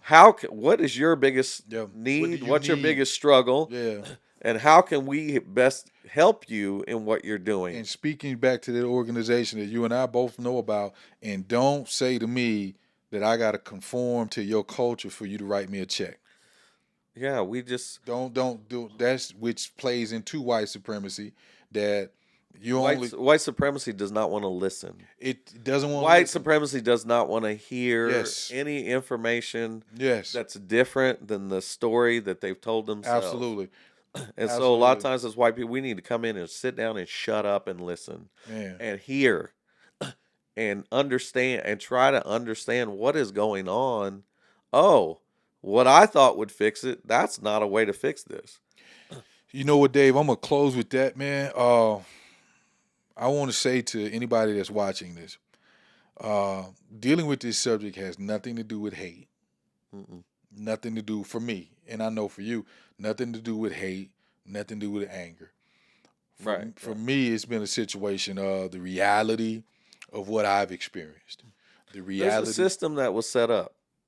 Bottom line, white supremacy is a system it's that a was set system. up. It was a system of teaching, education, information that's been spread all over the world that white people are and somehow inherently better As than the everybody. definition I said. mean, Hitler fought an entire world war and killed millions of people based on the idea of white supremacy. We're going to kill everybody that's not white that's in my country. Like Hitler's like, everybody's not white and blue eyed in my country. We're going to Gotta kill. go. Gotta We're going go. to kill them because they're not the master race. Yeah. So this teaching in this system has affected the world and it's infected the world. And so we're just talking about a system. We're not attacking individuals. None And whatsoever. that's important. None whatsoever. We're attacking white supremacy, the belief and ideology. We're not the system. attacking individuals. Absolutely. So, with that being said, anybody that's watching, I just asked that, and something Dave just said a few minutes ago that I think is vitally important.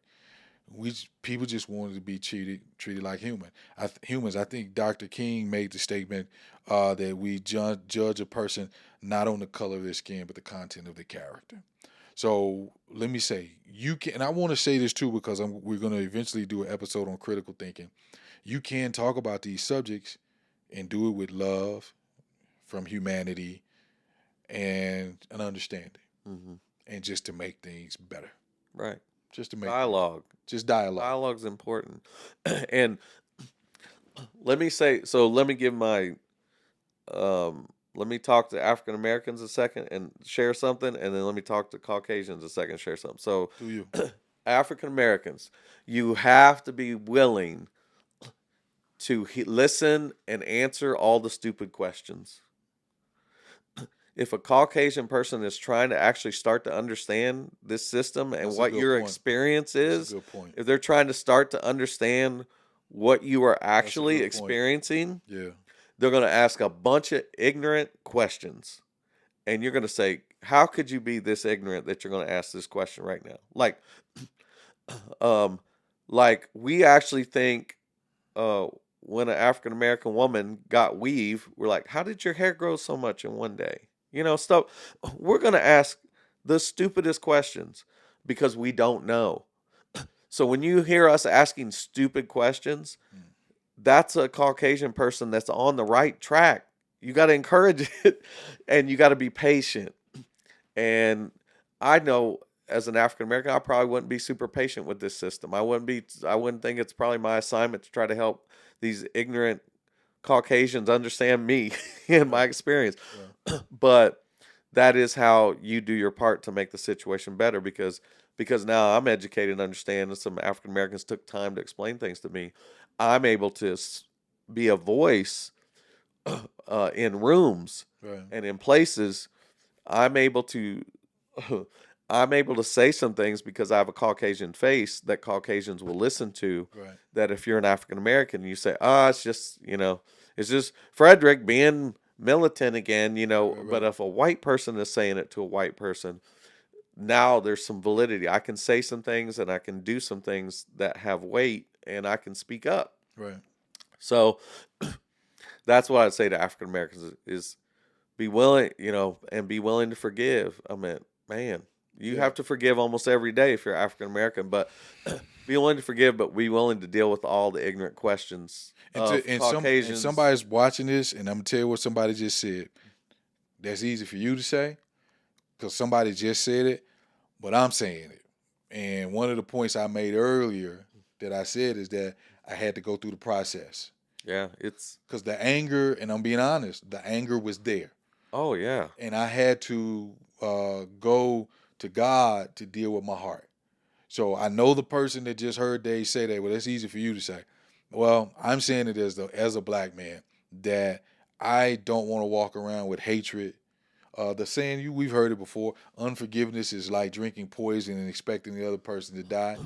I would suggest reading that book, Strength to Love, by Martin Luther King. But it is based on Christ and Christian principles and Right. the understanding what forgiveness is and stuff. So that's just suggested. Now let me talk Caucasians. So I'd say the majority of Caucasians, you have been programmed. You don't realize you've been programmed. You are programmed consciously and subconsciously. And there are many now that are deprogramming. With Black Lives Matter stuff, there were a number of Caucasian allies and stuff. So I'm not saying all Caucasians, but realize white supremacy is a system that has been propagated and exported for thousands of years now. Even when you talk about what are the great cultures of the world? Well, the Greeks and Romans were the great cultures there were kingdoms in Africa and Wow. Asia that Yeah. make Rome. Wow. I mean, Genghis Khan ruled more of the earth than any human in That is a history. powerful point. So just realize this idea of whiteness being rightness and goodness and greatness and the most intellectual cultures, and that's what you've been told. That's what's been written You down. hear more about the Greeks than Cleopatra. Oh yeah. So Wow. just realize white supremacy is a system that's been programmed into us forever through images, through movies, through if you watch Tarzan now, the old Tarzan, the black and white, I remember it. everybody would freak out now if they watched Right. it. Well, that's what I was watching growing up. Right. That's just 30 years ago. So there's this programming that you have to deprogram. You need to take the red pill. You need to listen. Right? As Caucasians, we need to hear when black people say every day is a struggle to live in white America and every day I deal with racism. A lot of white people don't believe that. They think that's a thing in the past. You don't deal with a lot of racism. You're fine. You got the same opportunities that anybody else has. Slavery was 100 years ago. You're not a slave anymore. They say all these things, but that's assuming they believe the programming has been eliminated. That white people are born in America and now they never see any of those images. They're never programmed to think about white supremacy. But that's not true. It's still being propagated in different ways. And so you have to listen that when your black brothers and sisters are saying, like, we're dealing with racism every day. We're dealing with white supremacy every day. We're dealing with white privileges that you can do certain things that I can't do and get away with. And it pisses me off, Right. and Right. there's Right. anger and there's frustration Right. and there's, and I have to operate in this world in a different way. Just like when my wife's walking with her hands up because we're walking, I'm scared to get on the elevator with a white baby. just Yeah. there's hundreds and thousands of those examples that happen in a black person's life. I'm apprehensive. I hate the word scared. But go ahead. Right. That I have to operate differently Yeah. because of this Yeah. than you have to operate. Yeah. And it's not fair. And I have to process that. I have to digest that each day. So to white people, like black people are actively dealing with white privilege, white supremacy, and racism probably daily. Probably to it. In little There's no probably. in little different episodes of their life every day, Every day. they have to process From it. the gas station to the grocery store to wherever I go. It's a never-ending It's thing. a never ending thing. And it's like, why does Chinese water torture so effective? Because it never ends. Yeah. You just get the drip on your forehead. Living as a black person in America is like Chinese water torture. You remember what I told you before we started? I said, man, my home is my getaway. That's why I've always had a game room at home, a theater at home, because it's my escapism. At least here I can try, and well, in times now, because we having people getting police come to the house and shoot them. But what I'm saying is, it's Right. like I'm basically trying to escape all that I have to deal with out there. And Yeah. so, Yeah. yeah, And talk, just real quick, talk about the police. Why are police so quick to kill and shoot black people? yeah, Because the programming that they're more violent, I need to we're be more more aggressive. scared, they're more aggressive. That's all white supremacy teaching. And once again, And so I'm going to be more reactive because I'm scared. and this once again, the scary part It's subconscious is when, though. It's not just conscious, but it's not subconscious. like the woman in Central Park. That wasn't subconscious. Right. That was conscious. That That's was right. using it, and that's the scary Yeah, part yeah, about yeah. all of this. Yeah. So I want to be clear. I think the two things that you Because said, you're right. Yeah, there are police that have just they hate yeah. they've don't hated like- black yes. people and just And you used put their him- and weapons. now he's got a badge and a gun. So the two things that you said to two different races, I think is powerful. You're right, because you got to be open to the conversation for us as African Americans. You're gonna deal with a lot of ignorant questions, a lot of Ignorant. dumb questions. Ignorant. But if that person, but here's the catch. But if that person is genuinely wanting to be better, I'm good with the ignorant questions. And to white America, yeah, man, just sit and listen sometimes and just try to understand. There's a difference between sympathizing and empathizing. I appreciate the sympathy, but if you empathize, put yourself in my shoes and Yeah. try to understand. You're absolutely right. Once again, the scary part about it is those who know. I Those think who know what they're doing and they know what consciously they're use doing. the power. the central part, she changed her voice. Yeah, that is She knew scary. what to say. Yeah, That's scary. Yeah. Being at a job and you know what you're doing, when the supervisor says to you, "Don't play the race card," and then they know what they're doing Yeah. So, with that being said, and I want to say this, and we're going to close with this. I want to close. I want to say this. Not only those two people, but I want to say this to white America, to my white brothers and sisters, that you see what's wrong, you're around what's wrong, but your heart is not like that. But you let it go. You don't say something. You don't say something. You're just as much as a part of it. Well, I think I had a black friend one time say, "There's nothing more powerful than when a white person loses important relationships and friendships because they stand up for me." Just Like when I married my wife and I lost family because of that, then most black people, I mean, okay, you're at least legit. You're willing to suffer for your belief that this is false. I've had white people pull me to the side. Now on the side, they'll say, "Hey, I saw that," or "I know that's going on." But then when the rubber hits the road and we got to deal with it in front of others, well, I don't want to say nothing. Hold on. Yeah. Right. So you know what I mean? That you're still putting me in a situation. Use your privilege, use your power for good. Use it for good. So, man, thank you again, Dave. I don't have enough words to everybody's watching. My closing statement. This is a pretty raw discussion, so but wonderful. So hopefully, I hope black and white, and obviously I don't believe in black and white. I believe everybody's brown, but sociologically, the social truth, there is black and white. Yeah. Sociologically, biologically, that's a complete lie. But I just say I hope people hear the heart. We're just trying to dialogue. We're trying to understand. We're trying to process. We're not even trying. And We're I'm not doing it. And I'm not there.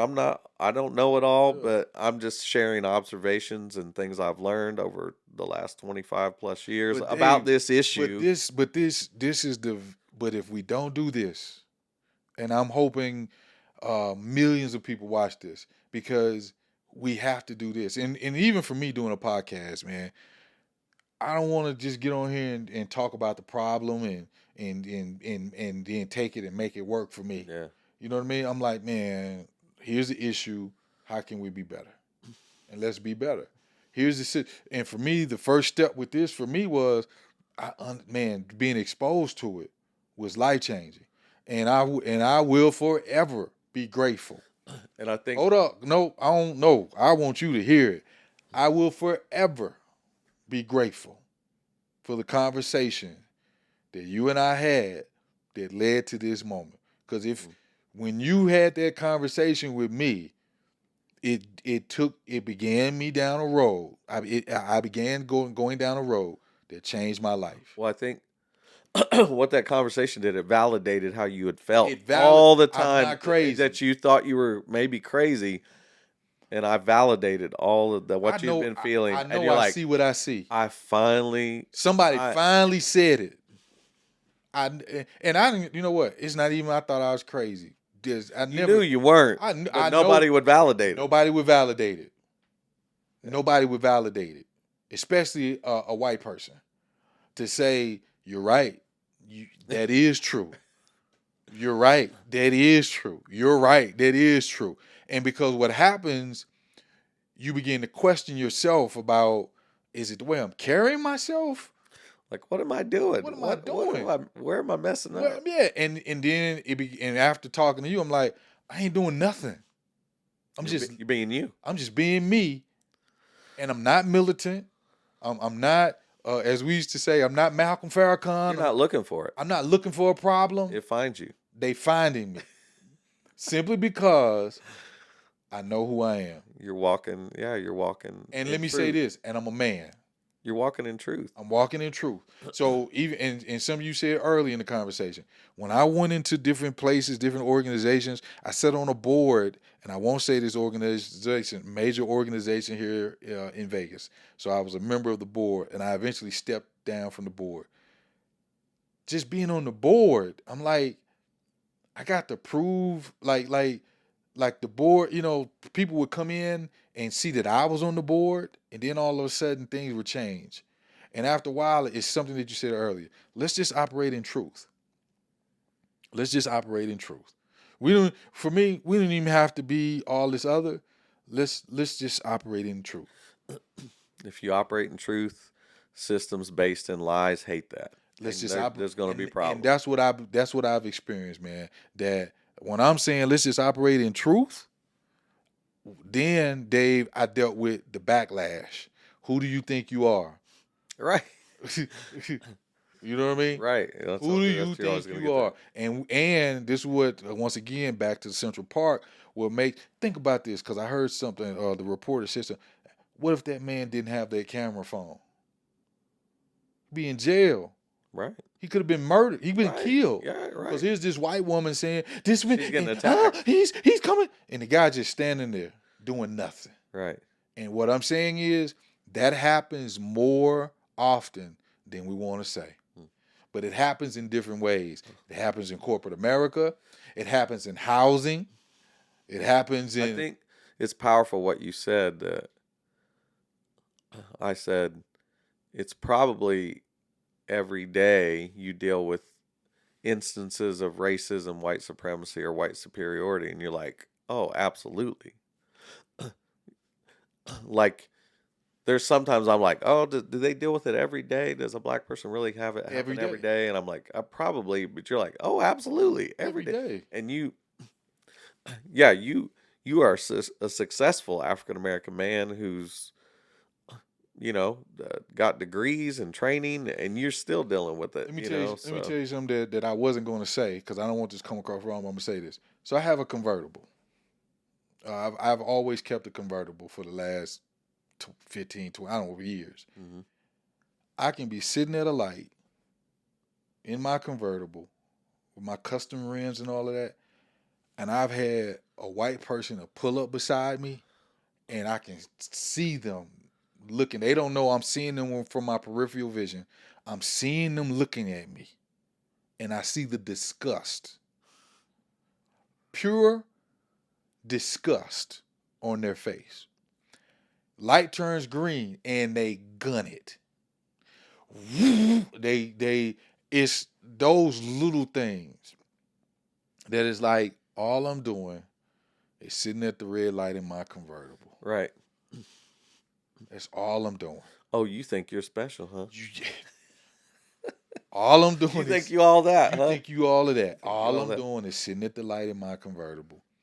But the mindset is, who do you think you are? And I deal with that on a daily basis.